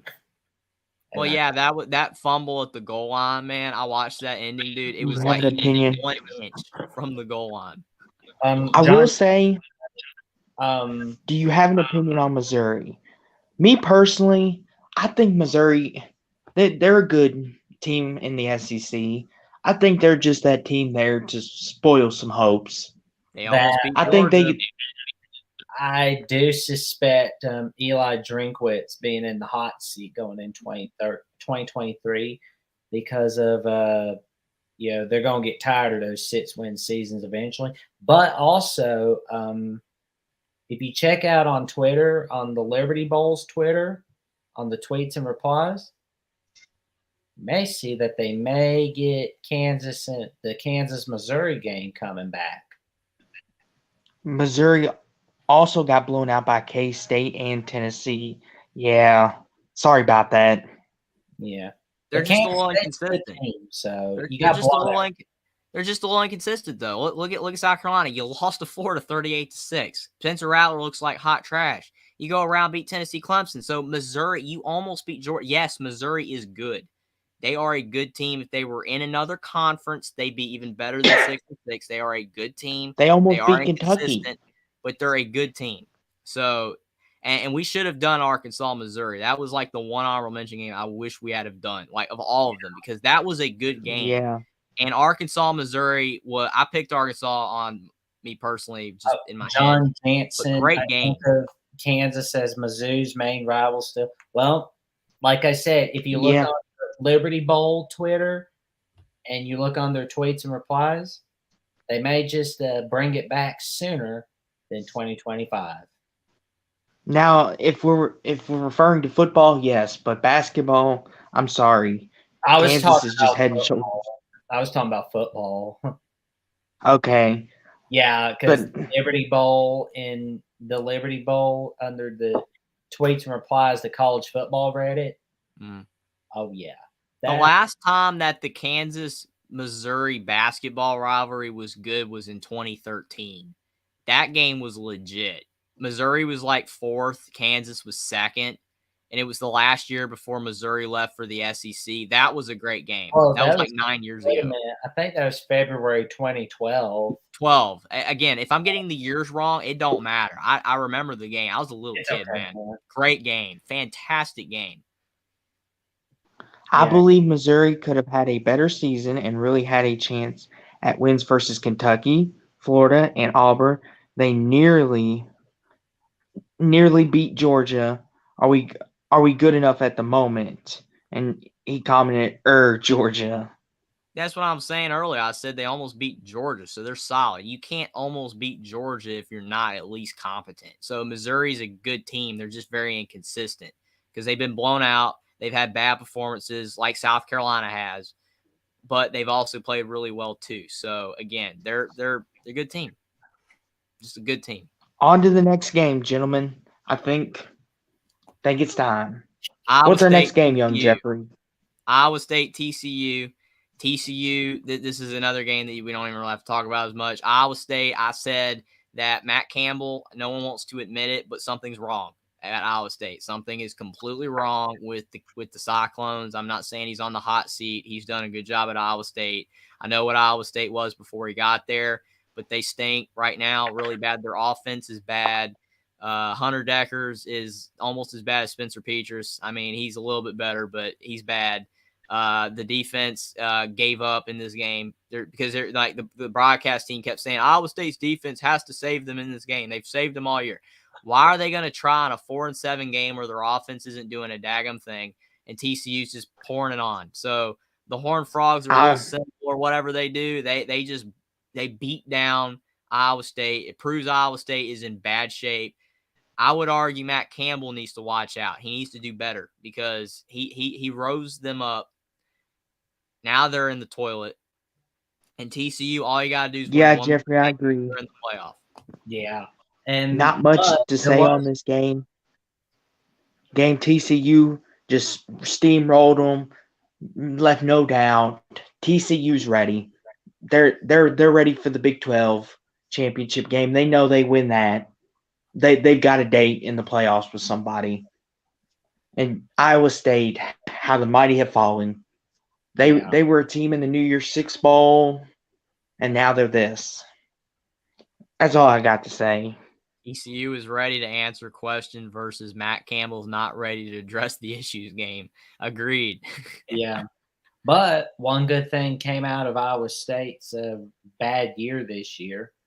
They ended that 6-game losing streak to Iowa. So, but a price for everything. They ended Buckeye the Mike. streak. They ended the streak because of the fact Iowa's offense was so bad early in the season. Like Iowa's gotten a little bit better. That's why they've woken up a bit. because they were dead in the beginning of But the season. That South Dakota State and Iowa State games was some of the worst offense I've ever seen. Buckeye Mike, you want to give your quick thoughts on it, or do you think we said it all? So going back to Kansas State, I have 2 words. Deuce Vaughn. I love that kid. Oh The yeah. TCU Iowa State. TCU. Congrats. You finally showed you can be dominant, but guess what? It's a problem. It was a 4-win team. So, I mean, did we see this coming? No, but I mean, we should have expected this kind of dominance against this kind of a team. It's a 4-win team. This is something that Ohio State would have done to Iowa State, something Michigan would have done to Iowa State. So, I mean, the score does not surprise me. I love you, Matt Campbell, but as Jeffrey said, and I think Austin said, there are things to fix. Give this man a chance to fix it. Don't just boot him out the door just because of this year. They're 2 years removed from a New Year's Six game. He deserves a chance to fix the problems. Whatever the problems are, fix the problems. Yeah. I don't think Iowa State will do that. They're not that kind of program. I mean, But Matt nonetheless, literally their best coach ever. Right. I don't think they But will. nonetheless- I'm just saying we're in a cycle right now where you could be the best coach ever and then have a down year or two. And if you don't fix it within a year or two of it starting to come down, they're letting them go. The problem with these coaches is they're not having a chance to last very long. Oh, And yeah. I agree with you, Buck, about Iowa State, with Matt Campbell. Don't fire him. I agree. I'm not saying that. I agree with you 110%. I'm just saying that something is wrong with Iowa State. I mean, I understand that you lose your players, and I know that Iowa State's not Alabama or Ohio State where you replace it. But Hunter Deckers was supposed to be good. Okay, and he's just not there. The run game is dead. Their offense is horrible. Their defense played well until they gave up. I want Iowa State to get better. I want Matt Campbell to fix it because I like the guy, but they are awful right now. They are horrible. I think they'll go better because the only way to go is up. James Scott says Iowa State just needs to look at what they were before Campbell. I think they have a pretty good idea. I think they're no worries, James. They won't throw the baby out with the bathwater on Matt Campbell. But nonetheless, on to the next game. Enough time talking about Iowa State. Tigers and the Texas A&M Aggies. Oh man, that was a big upset. Boy, does Jimbo Fisher know how to save his job or what, gentlemen? I don't even think he saved his job yet. Yeah, I was gonna say I'll just get mine out of the way because it's probably a little bit too long for you guys, but I'll just say about this game again, completely validated my point that Texas A&M is a better football team than Vanderbilt. Vanderbilt's bad. They don't have talent. I'm sorry. Clark Lee's a stud, man. The guy can coach, but the team's bad. Vanderbilt's a bad team. Texas A&M is a good team that's played bad this year, and they've had a lot of circumstances, some injuries, some extracurriculars in the locker room, problems all season long. So A&M's a good team because they can beat teams like LSU. Vanderbilt can't do this. They just can't do this. They're not capable. They don't have the talent. A&M has talent. Jeffrey, if I may remind you real fast. Sorry to cut you off, but this is an important point to make. They were one play away from beating Alabama. Let's not forget that. A&M's capable. That's my whole point. A&M is a capable team. They've dropped the ball. I'm serious. Jimbo Fisher, like you're talking about him saving his job, A&M would be insane to fire this guy. You gave him the contract extension. You're going to fire him $86 million buy. I don't care if you lower it. I don't care if you want to say, oh, let's fire him without cause because of the locker room stuff and all the things that are going on. It doesn't matter. You gave him the contract. You stick it out. If you give this Connor Wigman kid a chance with the talent they got, A&M could be better next year. They were very close to being a 9-3 football team. They lost several games by very, very few points, one-score games. So, yes, A&M is a good football team that played horrible. Jimbo deserves a lot of blame, but they are way better than Vanderbilt because of those recruiting classes. A&M is a good team. They proved it against LSU. They all I just have to say. get rid of their offensive staff. They'll be good to go. You think he comes into next year on the hot seat? Well, they're definitely gonna, renegotiate that buyout because you can't tell me they're gonna pay out $95 million.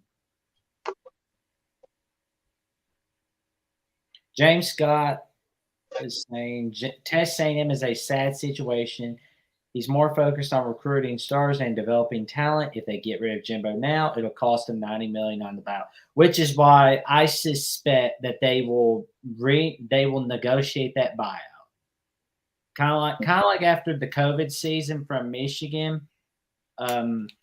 Michigan negotiated the pay with Jim Harbaugh, and they were negotiating his buyout to go down a little bit. Nebraska did the same thing with Scott Frost, but I suspect that A&M is going to do that. They're not going to pay $90 million. Last thing on this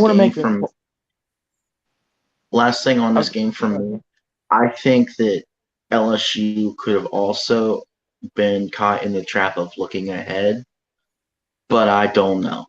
I mean, I would suspect that Brian Kelly would want to win that game, but at the same time, they were guaranteed a spot in the SEC championship game already going in, so it could have kind of been like that. Point about LSU though, my I was about argument ready to say, is that LSU was never really that good. Yeah, I was about ready to say, like, we're talking Arkansas about by A&M 3. and Jimbo.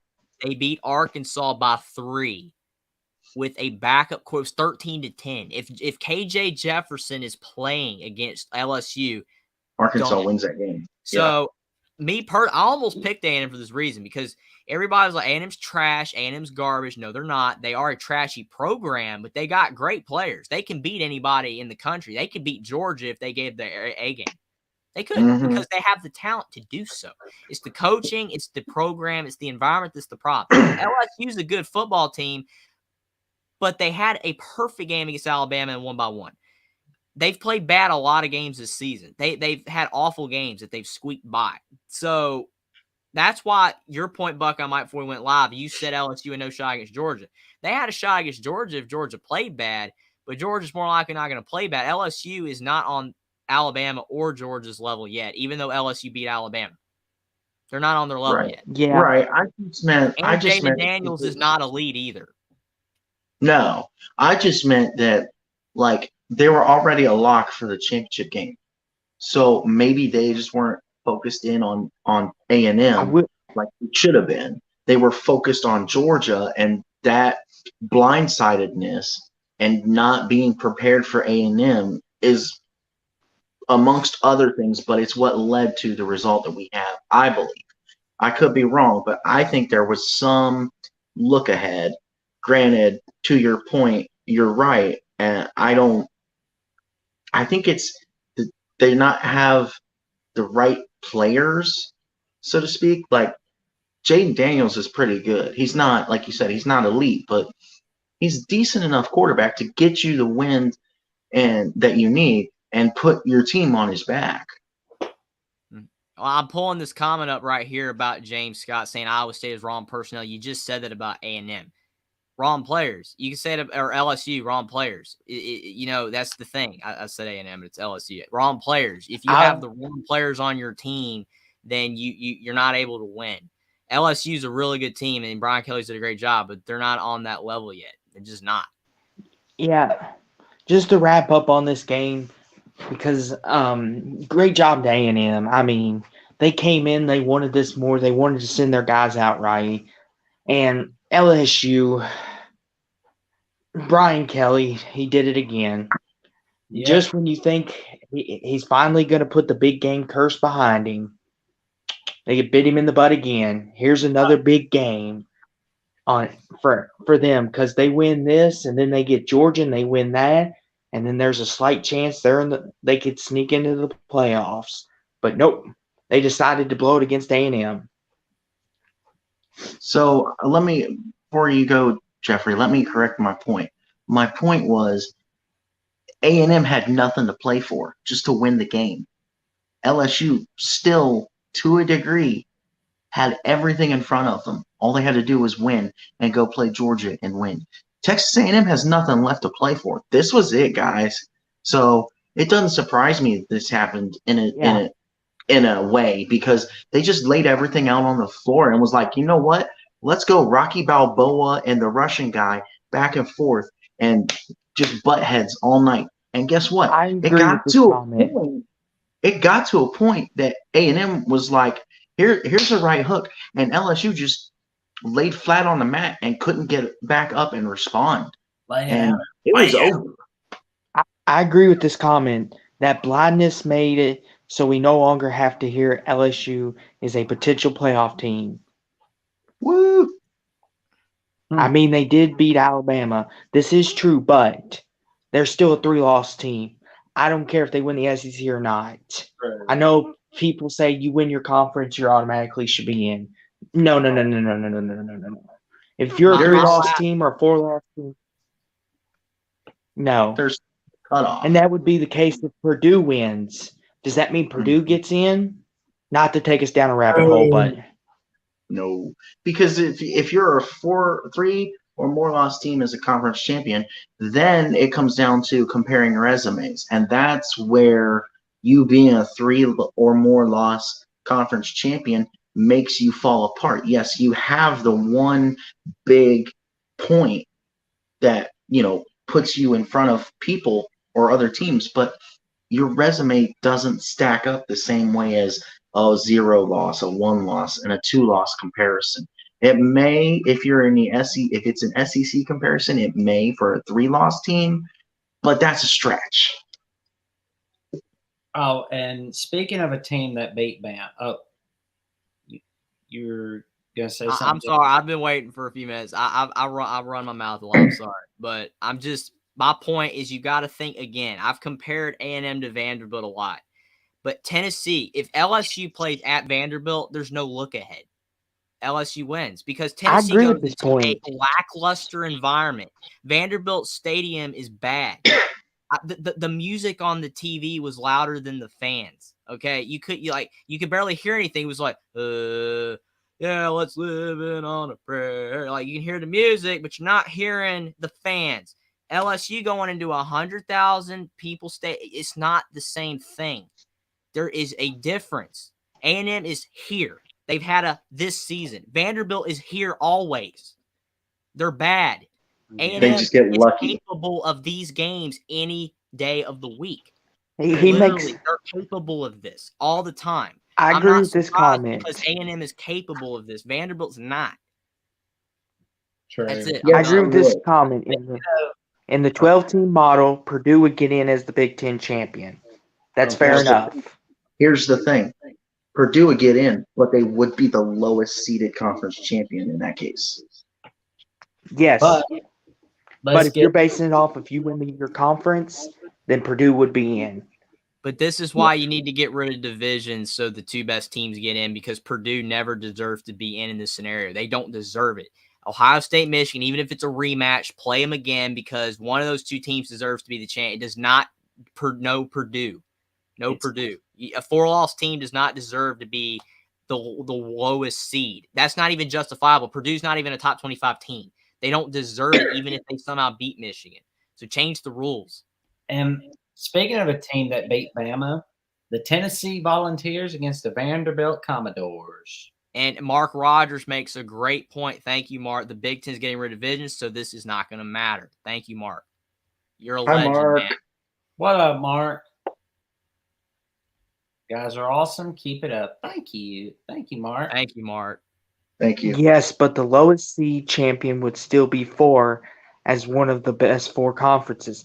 That is an interesting point because if you're basing it on the criteria of, okay, the 4 conference champions, say USC 1, saying it's the Pac-12, USC 1, Georgia 2, and then say Purdue 3 or 4.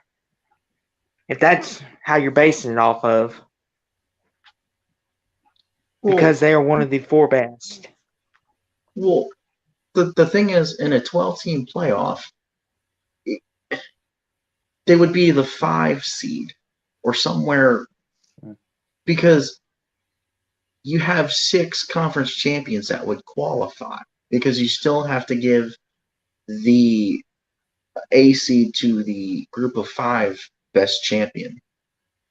So you're probably looking at, like, and it's just a scenario, and I'm just going to say this real quick. You're probably looking at like a Purdue as a Big Ten champion against probably Tulane as the AAC champion in the 12 seed, moving on to face either, could be Ohio State, USC, or TCU in that 4 seed. And if you ask me, as Mark would say in that case, that is probably going to be the worst region if that would ever come to fruition. That would be the worst Here's region to because clarify that 4 seed would come out of it. To clarify James's point, the best 4 conference champions are going to be seeded the top 4 based on the proposed model. Okay, that does make some significance. Do you agree or no? Oh, So let's just say, for instance, Purdue is a 4-loss team, and we're doing it in a 12-team playoff model. Where would y'all have them if they won the Big Ten, for instance? As low as possible. I wish I could not put them in at all because, Yeah, again, get rid of the division so this will never happen. They would have to be the 5 seed at best. You could potentially slide them down to the 8 seed, 7 seed, but I would say the 5 seed as a conference champion. And that's why I was talking about 5, and then give the group of 5 as the 12 seed, and then they would play the 4 seed, which right now looks like it would be USC. So you give Purdue and Tulane a good extra game just to then move on and get slaughtered by the 4 seed. oh yeah. But yeah, about the Tennessee James's point, if the 12-team model where now Purdue would be in Yes. as the Big Ten champion. If they would win the Big Ten championship game, yes. Which is why I'm glad this is irrelevant. Thank you for this not mattering at all, because there is no such thing as 12-team playoff until the divisions are gone. And then Purdue would have to be actually 11-1 or whatever to do it. So awesome. That's like the greatest gift I can get for Christmas, and it's not even December yet. No Purdue. No comprendo. I'm sorry I Not took yet, y'all not down a yet rabbit again. hole. My apologies. It's okay. I It's just all right. enjoy I mean, this stuff. 10 minutes, but it's all good. And here we go. The Tennessee Vanderbilt game, takeaways on that. Tennessee looked like they were I finally would- back in form, and I would like it to looks say, like Mr. Buckeye Mike, real fast. Joe Milton played pretty good, did he not? Yeah. We got to pump the brakes here on Joe Milton and Tennessee. And I was getting to No, that. I'm just saying Buckeye was was a getting to doubter, that. though. Played bad. He called him Vanderbilt trash. played bad. I was getting to that. Tennessee looks like they're back in regular form. They haven't missed a beat. That being said, it's still Joe Milton, and it's still Vanderbilt, guys. It's still Vanderbilt. Vanderbilt somehow still Vanderbilted and got shut out by Tennessee. I mean, there's not much to say on this game because this game went exactly how we thought it would go. Except Connor Will. Johnson makes a quick comment. He said, "Hey, Austin, looks like we might be hypothetically seeing you in the Sun Bowl. It'd be a great matchup." I agree, man. Your defense and our defense versus each other's offense. I look forward to it, my guy. I hope we do meet. I think you guys win 27-21 possibly. I know that's a Bama hat, but were you rocking with the Braves the other? Well, yes, I was. Thank you for noticing. The Atlanta Braves logo is so similar to Alabama's, it's unbelievable. Like sometimes I can't even tell the difference. I'm like, is that Alabama? Oh, that's the Braves. I don't watch baseball that much, but man, it's so close. Tennessee saw what Braves my whole life. Vanderbilt did to a couple of their other schools, and really we're not going to get embarrassed a second time. Ooh, I'm just shots glad fired. Tennessee did this, so it will prove that Vanderbilt is worse than Texas A&M. I'm just glad this happened. Thank you. Just thank you, Tennessee. Yeah. I knew this all along. I was just, if I came across not thinking it, I was just messing with you. Yeah. Well, Vandy's just overall not that good. Proved us right. You proved yourself right against us, man. I didn't even want to be right. I want Vanderbilt to be good. I just knew it. I never will Any pick other with thoughts my on heart. this game? If I picked with my heart, I'd pick Indiana to beat Ohio State. All right, I'm not doing it. I'm not gonna do that. Don't ever do that. That's not smart. I'm not doing it. I will pick Buckeye Mike's team. And for it's almost like I'm like an honorary Ohio State fan. I'm like, just Ohio State, just beat Indiana nicely. Don't knock out our quarterback. It's good. Go, good job, Ohio State. I like Brutus. Brutus is the best mascot beside maybe the Oregon Duck, but they're both awesome. Well, awesome. Jeffrey, what is our next game? Our next The game. Iron Bowl. Booyah. we're almost done. Jackson, already. since you are the guy who knows a lot about this, kick us off, my friend. What'd you think? Oh, it was pretty big. I was close on that final score between the Alabama and the Auburn. But I tell you what, though, if this is Bryce Young's final game, may I just say, it's been awesome watching you play at Alabama.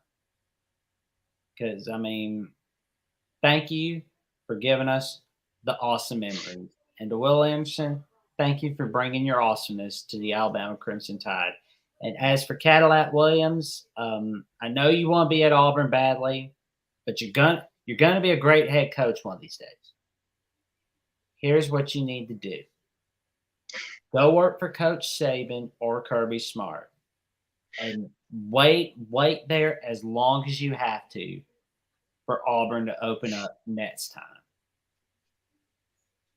Basically, like Jackson's pointing out, if you want to be a head coach, just go work for Kirby Smart or Nick Saban. Like that's all you gotta do. So even if you're the video coordinator, you're still good because you're working for them. Yeah, don't just take any old position at Auburn to beat at Auburn. Okay. You gotta like stay with Coach Saban or Kirby as long as possible. My thoughts on this game, I guess, is like probably I'm the second most knowledgeable here about Alabama because I'm an honorary Alabama fan. I got the whatever you call these hats. I don't know what you call them. The bucket hat. Jeffrey, you look ugly in that hat. Get it off. The bucket hats. I mean, dude, I'm the same guy. Is it better with these or the hat? So am I like triple, double bad now? Like what's going on here? You're good, Jeffrey. It's just a hat. But legit, though, we love you anyway, Jeffrey. Oh yeah.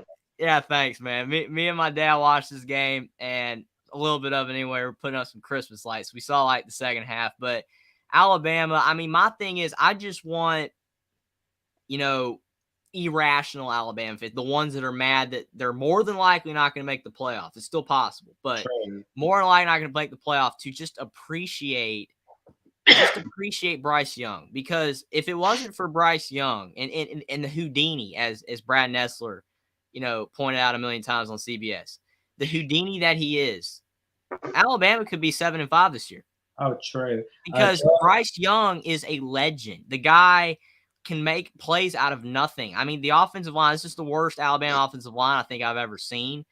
And Bryce Young, when he was about to get sacked, he would make plays out of nothing. So I just love watching Bryce Young play football. The guy is awesome. If he stays healthy, he will be a great pro. And that's about all I have to say. In Auburn, I respect Auburn this year, for what they did, not folding completely. And they played some competent football down the stretch. I think Cadillac Williams, I would pick Cadillac Williams over Hugh Freeze just because of if they hire Hugh Freeze, I've already been through it in my coaching video. I just don't think it would be smart to hire a guy with scandals and then potentially fire him without cause because of those scandals, even though you already knew about the scandals. I just think that would be wrong. So I would prefer Cadillac Williams over Hugh Freeze, but Cadillac. that's all I have to say about it. But Alabama, Bryce Young is awesome. That's all I have to say. Yeah. Hey, big shout out to Joey Foster on that big win Saturday. West Virginia beating Oklahoma State. Big win. Good old country road. They deserve a bowl game for that performance. Mountain Mama. I like Connor Johnson's point. Bryce Young and Caleb Williams will be interesting to see who has a better pro career. I do too, but that'll be interesting. But as far as answer to that, Alabama, sorry, Austin, can I say this real quick about that point? And Bryce Young and Caleb Williams, whoever has a better career is the one that gets injured the least because both run. Whoever gets injured the least. I think it's going to be Bryce Young that has the better pro career for right now. Gentlemen, we better watch out. West Virginia's back, baby. They're going to win it all next year. Count it. Connor Johnson is going to love this Nets game. Oh, man. This Nets game. The Oregon Donald Ducks and the Oregon State Beavers in the Gravity Falls Bowl. Shout out to the Beavers. And Jonathan, that comeback. And the best part is they did it with 0 passes. They only had, I believe there was 6 passes or something. They didn't pass the ball at all for the last quarter and a half. Yeah, I mean, that is so carries. Let's see. Who's on the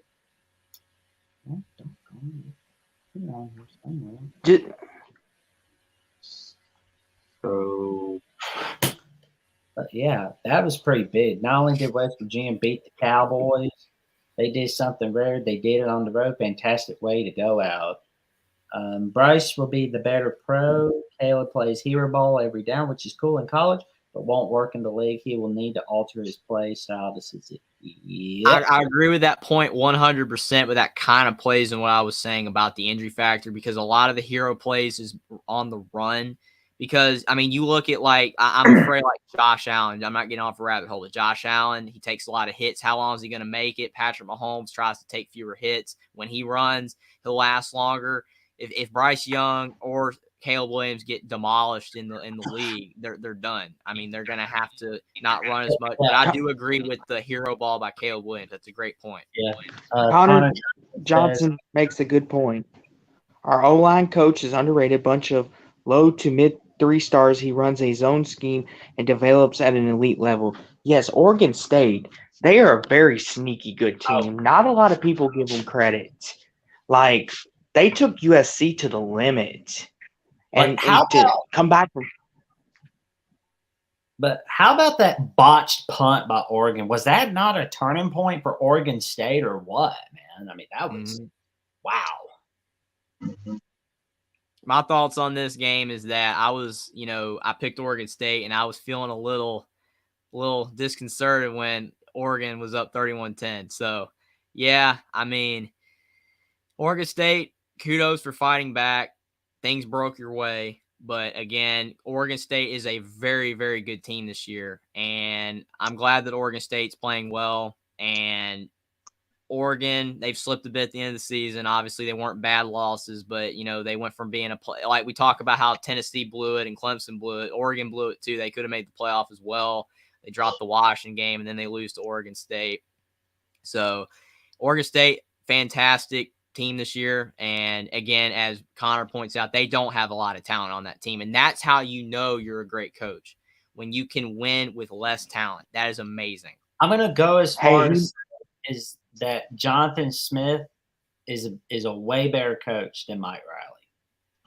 Hey, Connor brings it up right here, guys, when he says the team never gave up that culture Smith built. Hey, I think that's one of the biggest things some of these programs are missing or need is culture. Like, people want to see all these 5-star talents like what USC, Bama, and Georgia have, but people don't realize they have a culture there.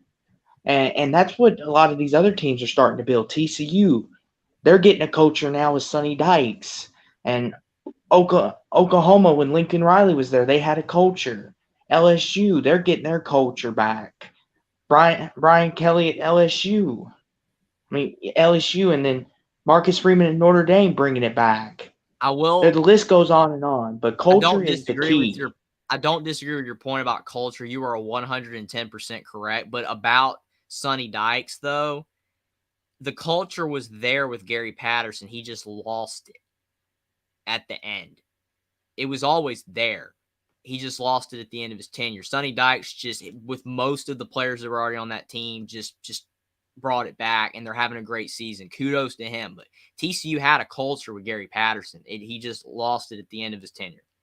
Well, I'll tell you this, Connor Johnson. If you ever see Oregon State go to the Rose Bowl for the first time since 1964 at any point, it will be because of Jonathan Smith. And, that was with Coach Tommy Prothro. Prothro? Yeah, I think that's the name. And the only time that Oregon State has won a Rose Bowl is 1941 with Lon Steiner. So, what do you think of this comment? Lanning will take some heat from Eugene media for losing to both rivals. What do y'all think of that? Agreed. I mean, what's the other rival? Washington. He's going to take more heat for this one. 1942 versus, yeah, that was when the Wallace Wade era. Heck yes, we don't belong in the Big 12. ACC needs to drop it down a notch and invite West Virginia in.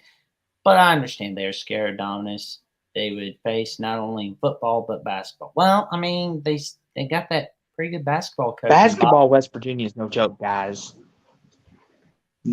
There's two. If West Virginia would ever leave the Big 12, there's two places they could go.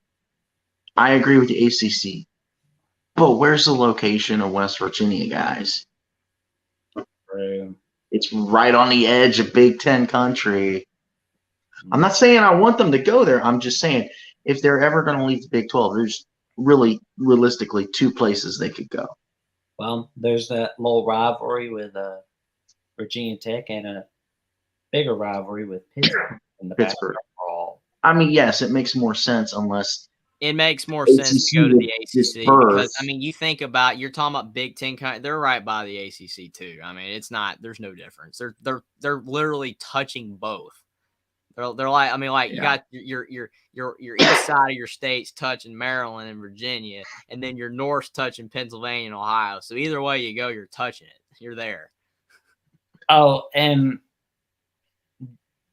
Mike, did you make your point on Oregon State, Oregon? I haven't said anything on the last two. Oh. As far as Oregon State, I am shocked. I think I took the Beavers, but I took the Ducks.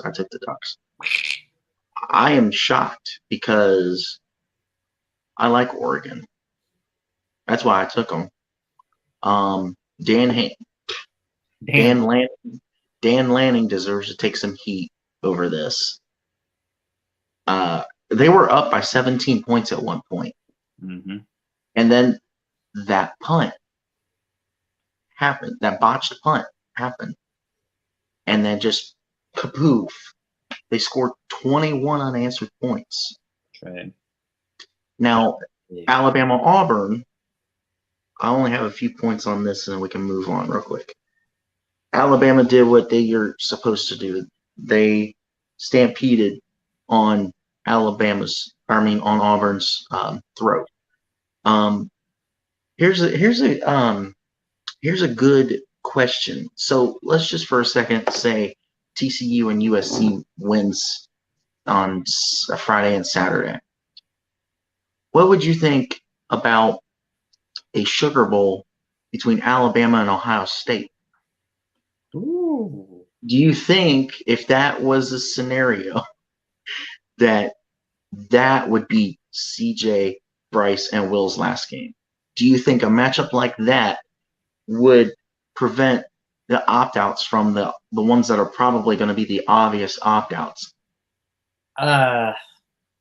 Alabama's been pretty good at not opting out anyway. They had a few last time, but like a lot of the last time they didn't make the playoff, a lot of their players didn't opt out. Ohio State I would be more worried about because when they played Utah in the Rose Bowl, they opted everybody out that mattered.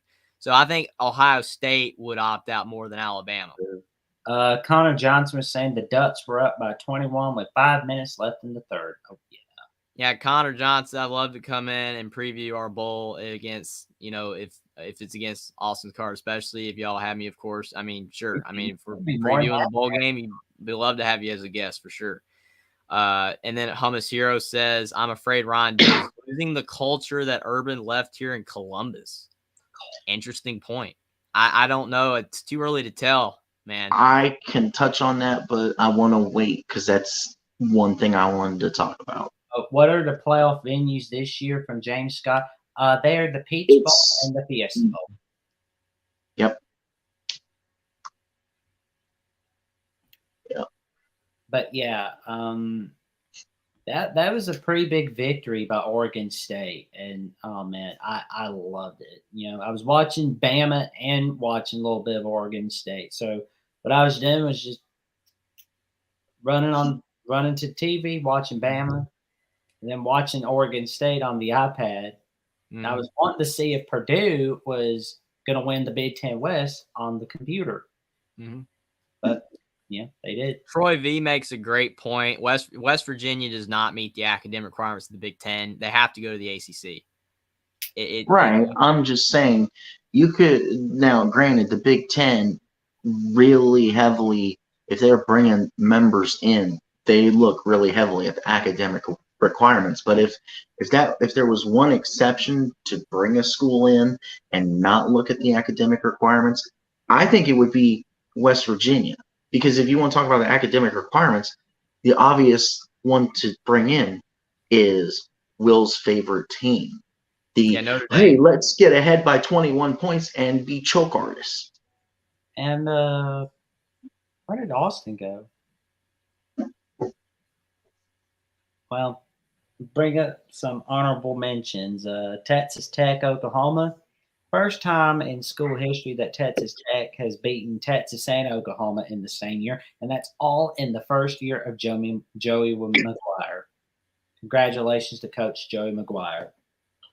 And we did touch on Arkansas, Missouri a little bit, right? Yeah. We didn't pick it, but we roughly touched on it. And Arizona, snapping that losing streak against Arizona State. That was pretty cool. Wake Forest, Duke. Big victory by Duke. Great turnaround job by Mike Elko.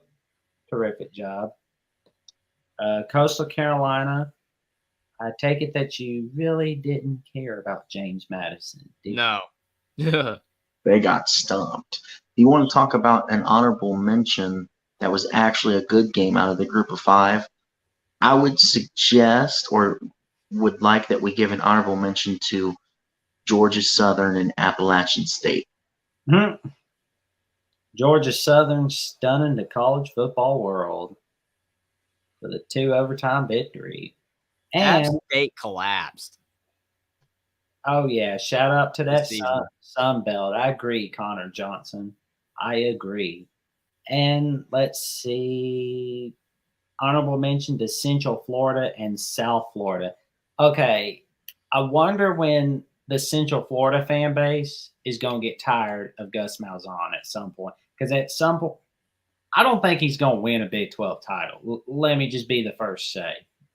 Once Central Florida goes to Big 12, they're not going to win a single title because they have this with Malzahn. They have this habit of winning games that they shouldn't win and losing games they shouldn't. Examples: they beat Tulane this year, and they beat Cincinnati when they shouldn't have. Lost to Louisville when they shouldn't have, and they lost to Navy. Not a game you should be losing, but you did. East Carolina, you lost to them when you shouldn't have. And you almost lost to South Florida. Buckeye Mike made a great point, though, about, UCF. John Rice Plumlee got hurt, and you got to remember in the Navy game, John Rice Plumlee didn't play. John Rice Plumlee is better than Mikey King. Mikey King can throw, but to me, this is like the Indiana thing. Connor Bazelak, he can throw, but he can't move. Whereas Rice Plumlee can run. Same thing with Dexter Williams. John Rice Plumlee adds dimension to UCF's offense because he can throw, he can run, he can do everything. And UCF's a worse team with Mikey Keene in the game. So I don't know how much of that is to blame on Malzahn or how much of it's to blame on Rice Plumlee being out. So I don't know. I would almost say the whole thing is to blame on Rice Plumlee getting hurt, because when he got hurt, UCF was up 28-0. They were ready to run away with this thing and just blow them out in a shutout. He gets hurt. You bring in the other guy, and it's just a whole different dimension. And it's closer than I watched college football final this morning to kind of catch up and get a grasp of what I was going to say tonight. And they even were like, this game should not have been this close because it's an Illinois Northwestern situation all over again. USF was 1-10 coming in. They should have been destroyed. They were on the way to being destroyed, and then Plumlee got hurt, and the whole thing all around just fell apart, and they just had enough gusto to hold on at the end and win by a touchdown.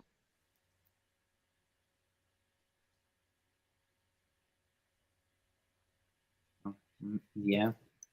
Then there were two. We get to two of the biggest games. One of them was the Notre Dame Fighting Irish and the USC Trojans. Your reaction to it, Jeffrey?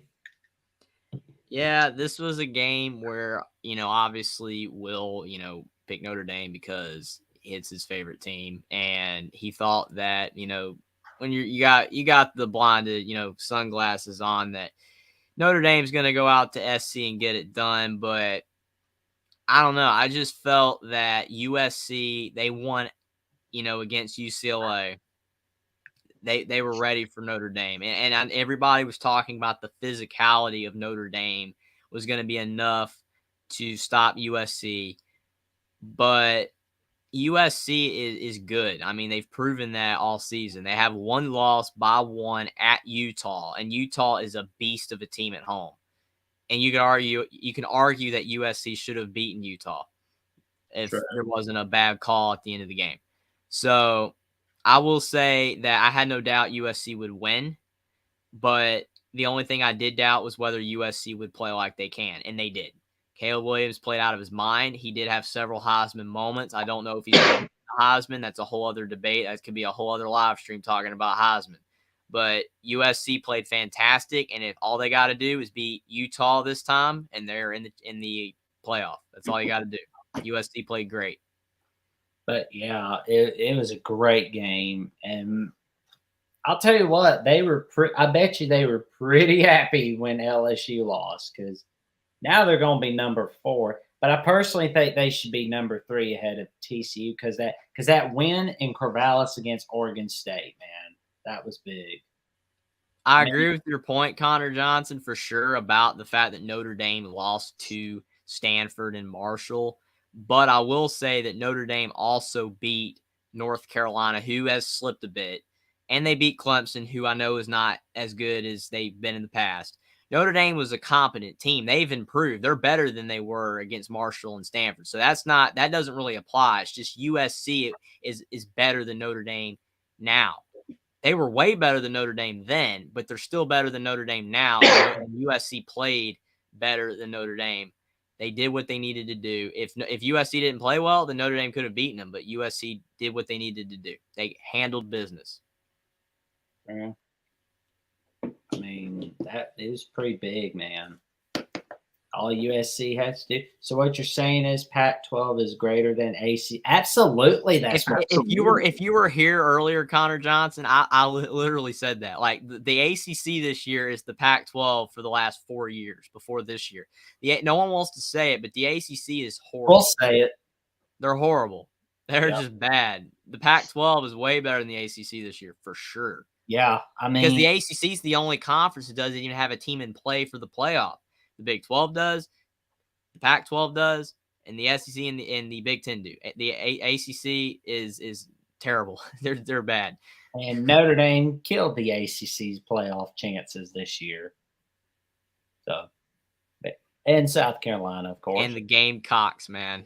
Oh yeah, South Carolina. And the Yellow Jackets, if you want to say North Carolina had a chance. Oh yeah. Technically, Notre Dame beat North Carolina too, so they ended both. I mean, they ended both.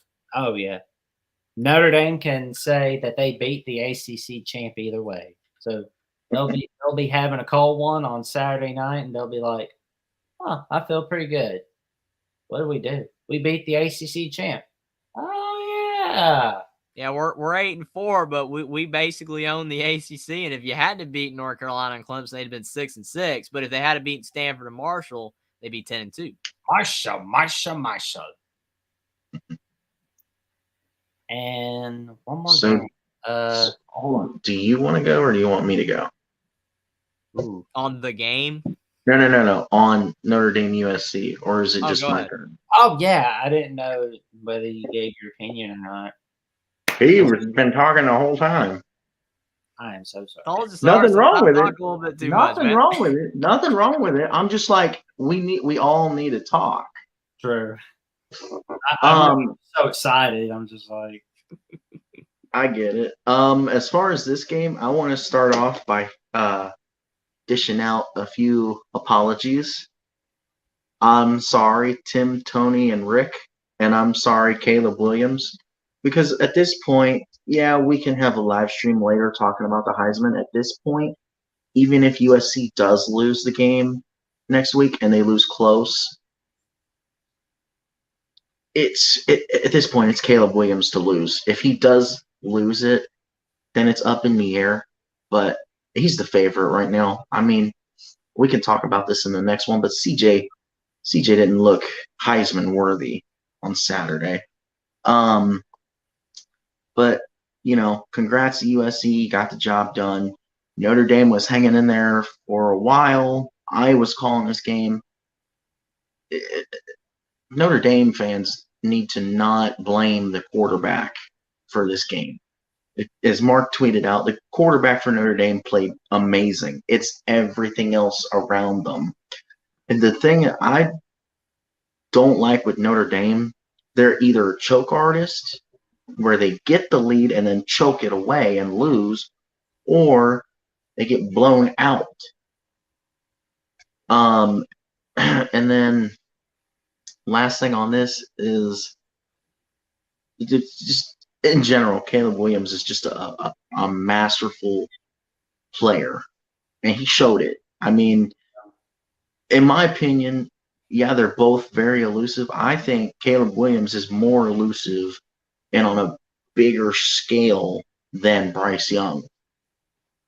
Because I mean, he was in the shotgun, he takes the snap, the pocket is collapsing, he moves up in the pocket, and the pocket gets wide, and he just goes woo, woo, and takes off for 30 yards. He ran like 50, 60 yards to get like a 30-yard run.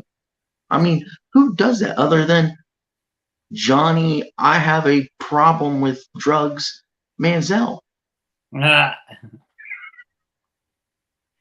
That's a great point. I would say they're both around equally elusive. Maybe, like you said, Caleb Williams has the potential for the possibility of a greater looking play, but Bryce Young's pretty daggum awesome as well. But on your point about Drew Pine, like some Notre Dame fans were saying that Drew Pine was like almost as bad as Spencer Petras earlier in the season. And I'm just like, whoa, dude, do you know what you're comparing Drew Pine? You're pretty solid quarterback to.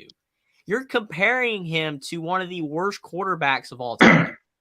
So, Notre Dame fans, I don't think you're as irrational as like some Alabama fans that are insane. But I will say that Drew Pine is, like Buckeye Mike said, is not the reason Notre Dame has had problems this year. It's not his fault. He could be better at times, yes, but he's not the problem. Like some teams, there's a problem. It's not Drew Pine. James. I will say this real quick, that Spencer Petras, yeah, I am hard on him, but it's because Spencer Petras is in his own special class of bad. Like you said, like probably the worst quarterback in the FBS. And that's bad. I don't know. I'd have to find somebody for like UMass or something. Like who's UMass's quarterback? You know, maybe they're worse. I don't know. But yeah, Petras is pretty bad. Go ahead, Jackson. Let's see. The problem for the Pack is the abandonment by USC, UCLA, the two major money brands. By money brands leaving is going to pull the Pacific competitive down some, by James Scott. And Connor Johnson replies, true, but I think there's enough left as a football brand. I would point to the coaches as my best evidence.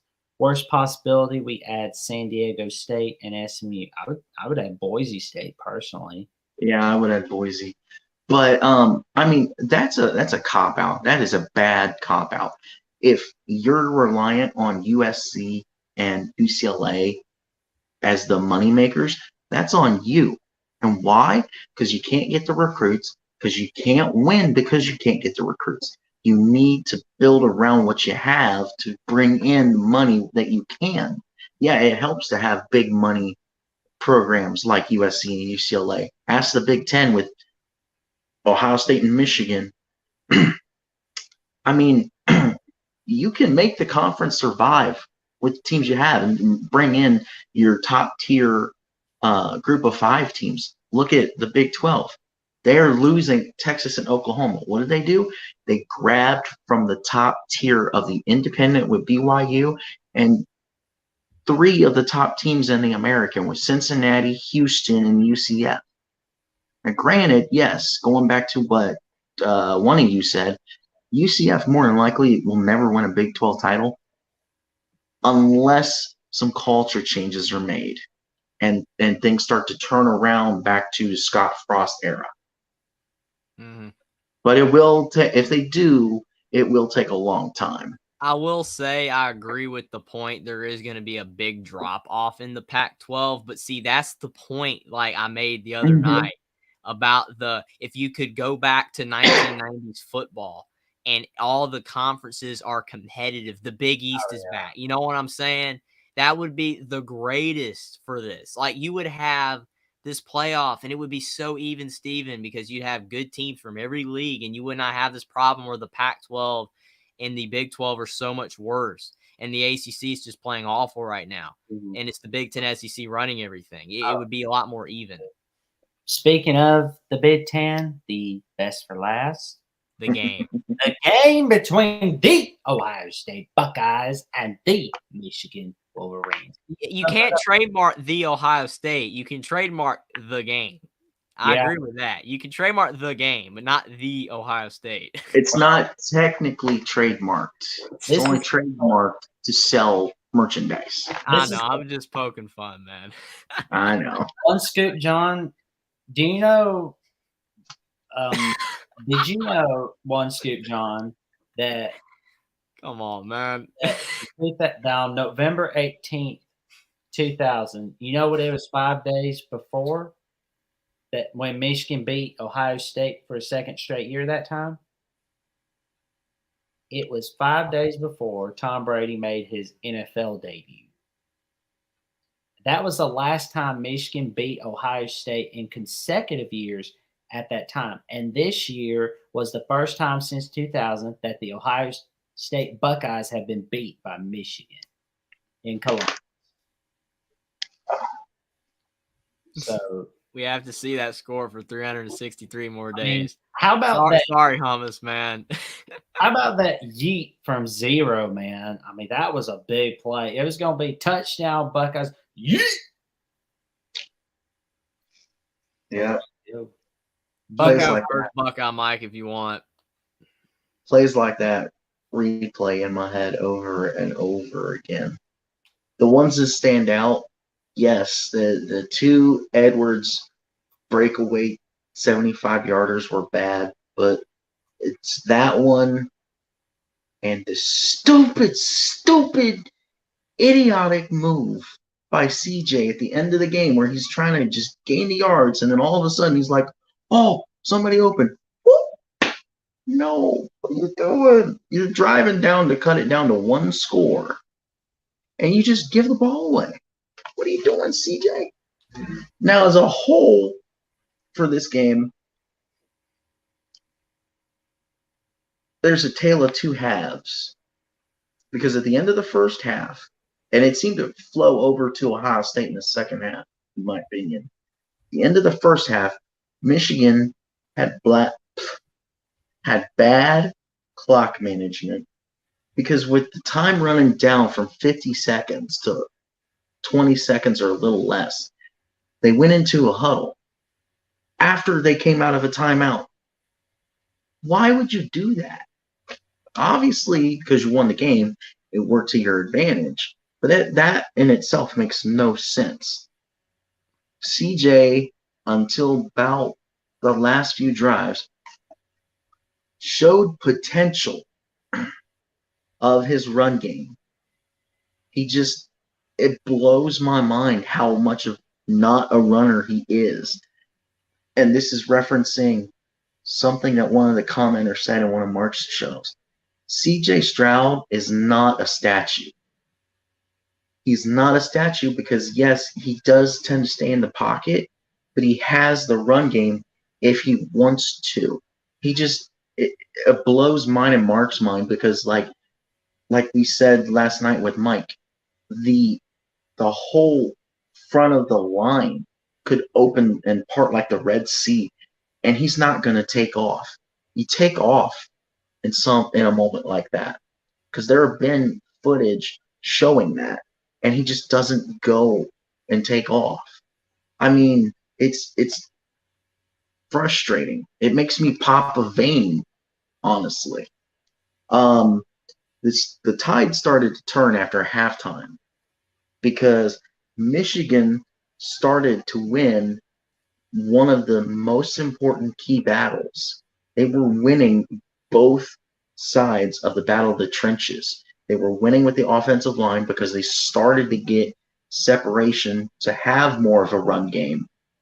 And they were starting to win on the defensive side because they were getting to the quarterback because CJ wants to stay in the pocket and he needs to, like I've said before, when the pocket collapses, you need to leave the pocket, whether you roll out to get somebody open or take off.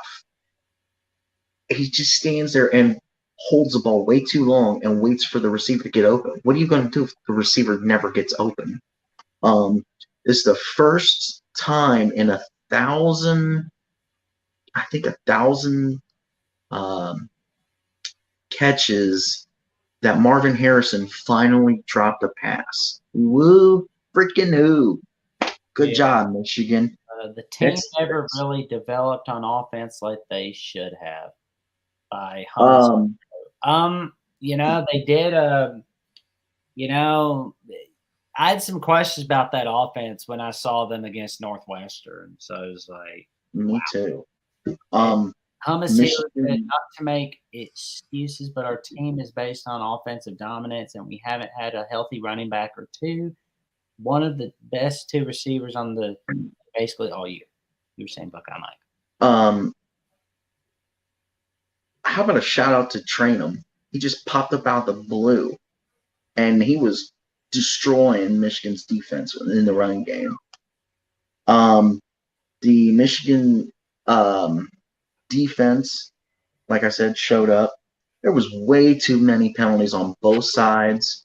I think there was one in that game as well that they shouldn't have had as a penalty. And then arm tackling. This is the thing that irritates me the most. I don't care if you're Michigan, Ohio State, Penn State, USC, Oregon. I don't care who you are. Guys, we cannot bring somebody down if we're just reaching for their legs, trying to just bring them down. Exactly.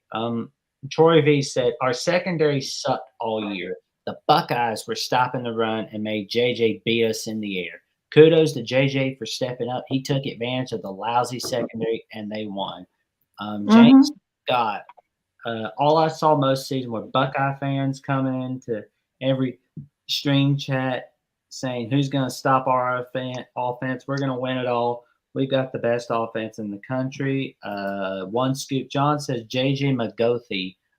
Jeffrey, I don't know if you gave your thoughts on Ohio State, Michigan, but if you Of course haven't, not. I'm letting Buckeye Mike have it all, man. I'm not going I'm to interrupt sorry. him on I'm his sorry. game I day. got like 2 things left. I'm sorry. Go ahead. So I want go you to ahead get with the everything two out of the things. way. Go ahead. Exactly, Good. man. so our secondary, it was bad play. My big key to that, because I called the game on the channel. The big key with the secondary to me was in the second half. It was 3rd and 1. They are lined up. They take Michigan runs a run play, and all of a sudden transform it into a Tebow jump pass, and the dude is wide open for 6 yards. Yes, crash the box to prepare for the run, but you got to have people back in case of something like this being a fake pass. And last thing, and this thing irritated me the most because Twitter and Instagram and probably Facebook and all the social media has already blown up. Ohio State fans, and I'm talking to the crazy, crazy, crazy Ohio State fans, the ones that are like, oh, we won the Natty. Somebody get the nearest house so we can light that sucker on fire. I'm talking to you guys. Ryan Day, as a head coach, is 44-5, and that's a pretty dang good record. So I want this conversations of fire Ryan Day and put his head on a spike. I want it all to stop. The man knows how to coach. Does he have problems changing the schemes and being too dedicated to his play call from the first half and not make the halftime changes? Yes. And he can fix that, and it's on himself to fix it. There's nothing wrong with Jim Knowles. This was Jim Knowles' first year, and that defense had already looked impressive compared to last year. So there's been improvement. Leave the coaching staff as is and give them time to develop the people they have, because we look pretty good across the board. I'm interested already with 363 days to go. I'm interested to see how 2023 in November goes between Ohio State and Michigan in Ann Arbor. It's going to be interesting. Now, I give all, as my closing statement, I give all props to Michigan. You won the game. You deserve it. I appreciate the back and forth with you guys. I'm taking it like a man. I'm sitting here, I'm eating my crow, and I'm just laying it all out. Congrats to Michigan. I hope you win the Big Ten, which I don't see why you wouldn't. It would make you look bad if you guys didn't win the Big Ten. So congrats. It was a great season. This season was great for Ohio State. It's 11 wins. There are programs out there that have never even touched 11 wins in a season, let alone 10 wins. If you want to talk about last year, there are many, many, many, many, many programs out there that would love to have the seasons Ohio State has. Why it's all crazy is because of the expectation that Woody Hayes started with, and it stayed up there because outside of John Cooper and Earl Bruce, Ohio State consistently wins 9 to 12 to 13 games a year. So congrats to everybody. Let's have some fun with it, but don't take the Michigan fans too literal when it gets too crazy. We're all asked a question as the Young Guns by Connor Johnson. Just for fun, Michigan at UCLA, who wins? Oh, wait, that was supposed to happen. If I would answer that, I would say UCLA, because DTR is such a big threat. And on top of that, Zach Charbonnet would probably come into that game motivated because he came to UCLA from Michigan because the running back room was too stacked, and he would probably look at it like, you guys gave up on me, so I'm going to dish this out to you and give you this L. and show you what you missed out on. Yeah. Oh, one Scoop I'll- John makes a great point. Winning by 22 points at Columbus, largest margin since 1976. Jeffrey, your take on the Ohio State, the Michigan. Well, the first thing I got to answer Connor Johnson's question about Michigan UCLA, because you asked all of us. I would pick Michigan if it wasn't after a big game, because of the fact UCLA is inconsistent. I know the Zach Charbonnet thing, but Michigan fans would fill the stadium halfway because UCLA fans don't show up. So I would pick Michigan. You know, But on the game, I'm so glad Buckeye Mike deserved to get this off his chest. That's why I stayed silent. Allow the man to breathe, Michigan fans. Great win. It was a fantastic win, but Buckeye Mike deserved this rant. We should have given him longer to rant. It would have been completely fine by me. But on the game, it doesn't matter. It's just the game. Ohio State, I will say, CJ Stroud, we talked about this before, sometimes just does not appear. And this is my problem, which is why I think he might not succeed in the league, in the NFL. Does not give 100%. I don't see it from the guy. He does not. He is not Caleb Williams. He is not. And I'm not just talking about taking off and running. It's not just about that. But CJ Stroud just sitting back there like, I want to be in the NFL. I don't care about the game. I mean, like, I'm not saying that that's what it's in his mind. I don't want to think that, because he just has that face, where he's kind of just flat. And I'm not saying that when you look flat, because Jalen Hurts at Alabama kind of have that flatness. Even Bryce Young at times appears flat, but his play, it's not about what you look like, it's your play. CJ Stroud at times does not appear to give 110%. yeah. And it's frustrating because the guy is great. He's very talented. Exactly. I mean, you see it with Bryce Young. He gives his 150%, Mm-hmm. and it's like I never and I like CJ Stroud, but I never understood why anybody had him ahead of Bryce. Because I mean, we all watch Bryce. I mean, he has the attitude, a great attitude, and he's a great quarterback. And I think anybody that gets him in the 2023 draft will be very lucky. The only reason why CJ Stroud is over Bryce Young in most people's eyes at the beginning of the season, and this is why I've talked about this before when I was dogging out Brock Osweiler and I was dogging out Paxton Lynch, it's the size. Who gives a flip if you're 6 foot versus 6'4" or 5"? It don't matter. CJ Stroud is a great quarterback, but Bryce Young plays better more often than CJ Stroud. Gives 110% or 150, as Jackson said, more often than CJ Stroud. Michigan, I can't believe I'm saying this, but Michigan, that was an easy win. It was easy. It wasn't like last year where it was a dogfight. And even though Michigan pulled away, this was an easy win. Michigan, it was easy. It was almost like beating Indiana. It was just easy. They just like, well, Ohio State's not playing very hard. We'll just pop them over the top. And it's like the secondary was like blown away that J.J. McCarthy could throw the ball. And it's almost like, let's make J.J. McCarthy look like garbage all year long so he can show up and now he's the best quarterback for the next draft that he's available. No, J.J. McCarthy, I could have made those throws, man. They were easy. Wide spanking open. I feel bad for Ohio State fans that their team did not play that good. It just flat out did not play good at all. They played horrible. They didn't show up for the biggest game of the year. CJ Stroud did not show up for the biggest game of the year. And I agree with Buckeye Mike that Ryan Day should not be on a hot seat list for being 44-5 and having one bad game. That is ridiculous. It is what it is. Michigan played really well. Ohio State played fairly bad. And that's all you can say. Kudos to Michigan. But Ohio State, it's no panic button yet. No panic button. I will say real quick, because I think Austin might want to touch on the game.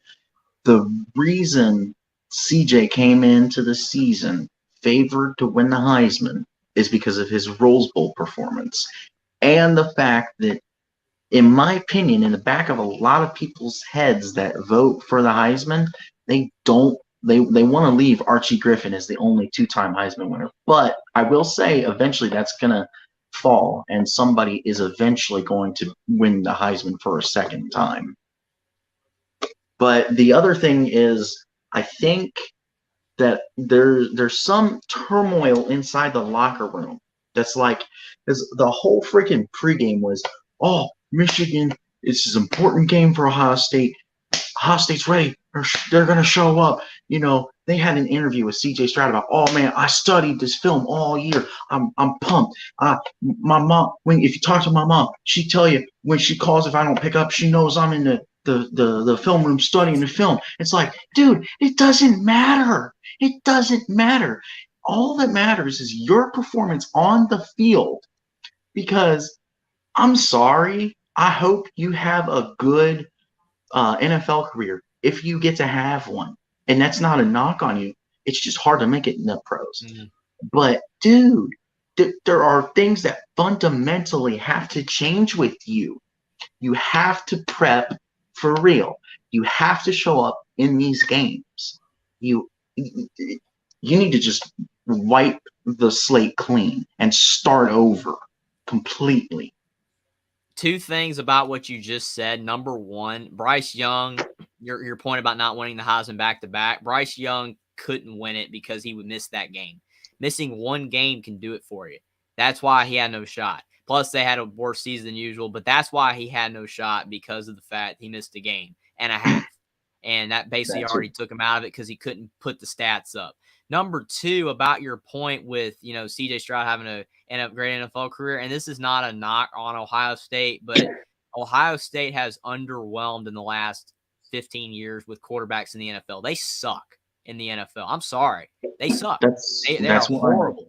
Justin Fields is the absolute best quarterback that Ohio State's had in the NFL in the last 15 years. And he's on a bad team, and he's running for his life. And he's not going to make it 5 years if he keeps running for his life. So Ohio State quarterbacks, they peak in college for some reason. In the NFL, they're just bad. I don't understand why, but they're awful. And Alabama, until recently, was the same way. Their quarterbacks in the NFL were garbage too. But now you've got Hurts, and you've got Tua, and you've got Mac. So it's like, I see this. Alabama's always been a quarterback. Remember when you had Greg McElroy, and remember when you had Blake Sims, and you remember when you had A.J. McCarron, and you remember when you had Jake Coker? No, you were not always a quarterback factory. You were horrible. So Ohio State hasn't found a way to make their quarterbacks in college be great in the pros. They've all been bad. Alabama's finally there. The biggest thing out of this game is that Ryan Day just needs to change his scheme. He fits better as a positional coach, and I don't want this freaking stupid term carryover coach. He's not a carryover coach. He was handpicked by Urban Meyer, and whatever he did impressed the university as well to be like, okay, we agree with Urban. You're the next coach. Otherwise, he wouldn't have been. I get his specialty is a quarterback, and he's developed Dwayne Haskins, rest in peace, and he developed Justin Fields. Two good quarterbacks. Now, the interesting thing, and I know I'm looking ahead, but the interesting thing will be Kyle McCord, because I think Kyle McCord really is a better quarterback than C.J. Stroud. He is a 5-star. He went to the same school as MH2, Marvin Harrison Jr. And, it's just going to be interesting. That's all I'm going to say. I'm looking forward to it, but I know I'm jumping ahead. How do you feel about, I got to say, when you talk about the quarterbacks and Quinn Ewers, man, $1 million going 1 year, bolts the Texas. That still bugs me somehow. I don't know. On that, I will say this. I liked Quinn Ewers. I wanted to see him play. He was one of my favorites at Ohio State. I hope Arch takes your job next year. You don't deserve the starting spot anywhere because you don't run like a chicken. Why do you think Tate Martell doesn't exist in football anymore? He ran his mouth about Justin Fields transferring here and saying you don't get to come in and just be the starter, basically. No, that ain't how it works. You got to earn it every time. Guess what, Tate? Yeah, you were good, but Wasn't Justin was better. Tate Martell that guy that ended up at UNLV or something like that? He went to Miami. Miami, and then UNLV. Yeah. I thought it was Miami because I kept thinking about that guy they had. What was that dude? Wasn't he like Spanish or something too? Who was that guy? You remember at Miami? Oh my Derek God. King? No. God, man. Oh my gosh. I got to look it up. Joey Foster said, "Dear Miss Young, did you know your kids are still up playing on their YouTube channel stuff?" James, The biggest said, thing. it'd be worse. They could be in bed with their phones under covers playing Grand Theft Auto or something. The biggest thing with me is, like I said, the scheme on Ryan's part needs to change, and he needs to win back the locker room, because at this point, all it is, hey guys, we're playing a team that's not Michigan, so we can get up for this. But the second it's Michigan week, we put our tails between our legs and we run and hide. They had a chance at halftime, and then whatever happened at halftime on Ohio State's side just completely destroyed the whole freaking game. James Scott, I'm not sure if he's Spanish or not. I have no idea, but Malik Razier, that guy. I don't know. That's it. Yeah. That guy. I'm not sure. I'm just trying to find out who he was, see if anybody remember. But Malik Razier, that guy. He was like, people were saying, "Oh, he's gonna lead Miami to the ACC championship, man." And then they played in that game, dude, and he just flat out just blew it. That was, I didn't know. I'm not sure. So again, I'm dumb. So don't blacklist me. I like Malik Razier. I was hoping he could get it done, but it didn't happen, man. Tate Martell didn't happen. N'Kosi Perry didn't happen. Tate Martell didn't happen. Miami's just a quarterback crud factory or whatever you want to call it. It's bad. You are not a failure. I know you're thanks. just kidding, but you're not a failure. I mean, I have no idea. I didn't know, man. I thought he was. I mean, I don't know. Hey, I couldn't remember, and I'm the one that doesn't have computer access. Hey, couple things, guys, on this game.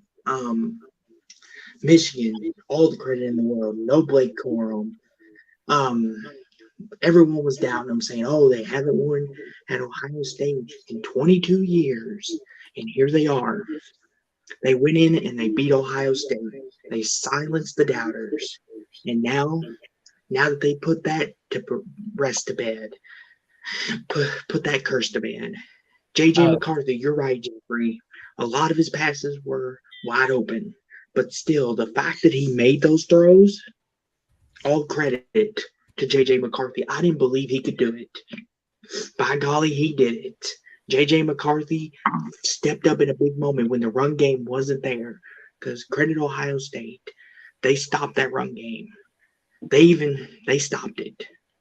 So kudos to Michigan. Congratulations. You got a date with Purdue. Don't mess it up. As for Ohio State, they need to do some soul searching. Big time. Because you come in with all this hype, like you said, Buckeye Mike, how you're gonna fix your mistakes from last year, how you're in the shoe, how CJ Stroud's a Heisman favorite, and then you put up a performance like this. I don't know what it is. Is it just when he plays Michigan is when he does this? I don't know, but it needs to get fixed. And that's all I want to say about the game. Congratulations to Michigan. One Scoop John, if you're still here, hail to the victors, buddy. Yes, hail and to the congratulations, Michigan. Ohio State, get your act together. You're better than this. Rozier would have been a great quarterback if throwing the ball to the guy in the 20th row would qualify for a first down. Oh, man. I want to touch on this real fast. Ooh. I still think JJ cannot hit the deep ball. Let me clarify, because he hit some deep balls. What I mean is, I want to see you throw the ball at your receiver deep while he is covered, whether it's double team or triple team. He's not shown that he can do that. He's shown he's got the arm to throw the deep ball and connect with a wide open receiver.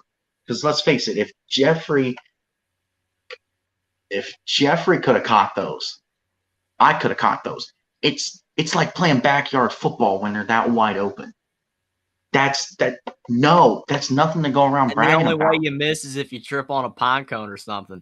Oh my gosh, we got bots, man. Oh man, we gotta get rid of these things. You see it? We got our first bots. We're big now, man. We're big YouTubers. Wait, what? All I see is Joey's comment. What do you mean? You don't see it? I'm just in the StreamYard. I can't. Yeah, Hold I'm on. seeing the find.info thing. Hold on. Yeah, I'm getting rid of them. Oh. You see what I'm saying? We've hit it big time, man. We've got bots now. See, we're funny the good when guys. We're getting rid of the evil people at 1:53 a.m. Man, come on. Oh, I'm just gonna leave it at what I said and probably Should we get Joey out too, since he's sitting in the beanbag chair with not enough clothes on? Oh my God! I'm just gonna leave it at what I've said. okay. Just to not waste anybody's time. But I probably will release a reaction video in full to thoroughly go through my thoughts. And then if we're done, I don't know if anybody else got the Discord message, but we have an announcement to make. So are we done with the show? I'm what I'm doing is I'm giving out moderators or whatever. I'm adding some moderators to save our channel from death. Joey and One Scoop John are now moderators. I might even add. We'll see who else we can add on here. Do a couple more people. Couple more of the loyal supporters of our channel.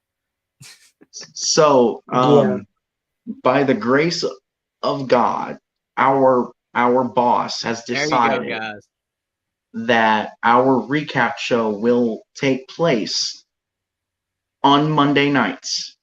And that is a final determination from our boss. Wait a second. Whoa.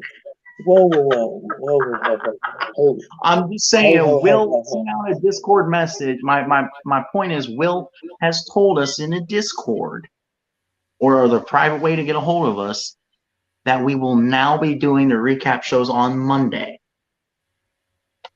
Yeah, well, Will was like, man, he told me, like, I think something about doing it on Monday, but I didn't know that he wanted to do it on Monday. I thought that he was saying we can do it next Monday. I didn't know he was saying he wanted to do it this Monday. Man, if I read the message right, he wants to do it on Mondays from now on. Oh, I understand that now. I'm talking about he wrote me something earlier. He was like, we need to start doing it on Mondays, but I didn't know he meant starting with this Monday. So I didn't know. I mean, it makes sense. I mean, obviously, but we'll just have to work it out. But nonetheless,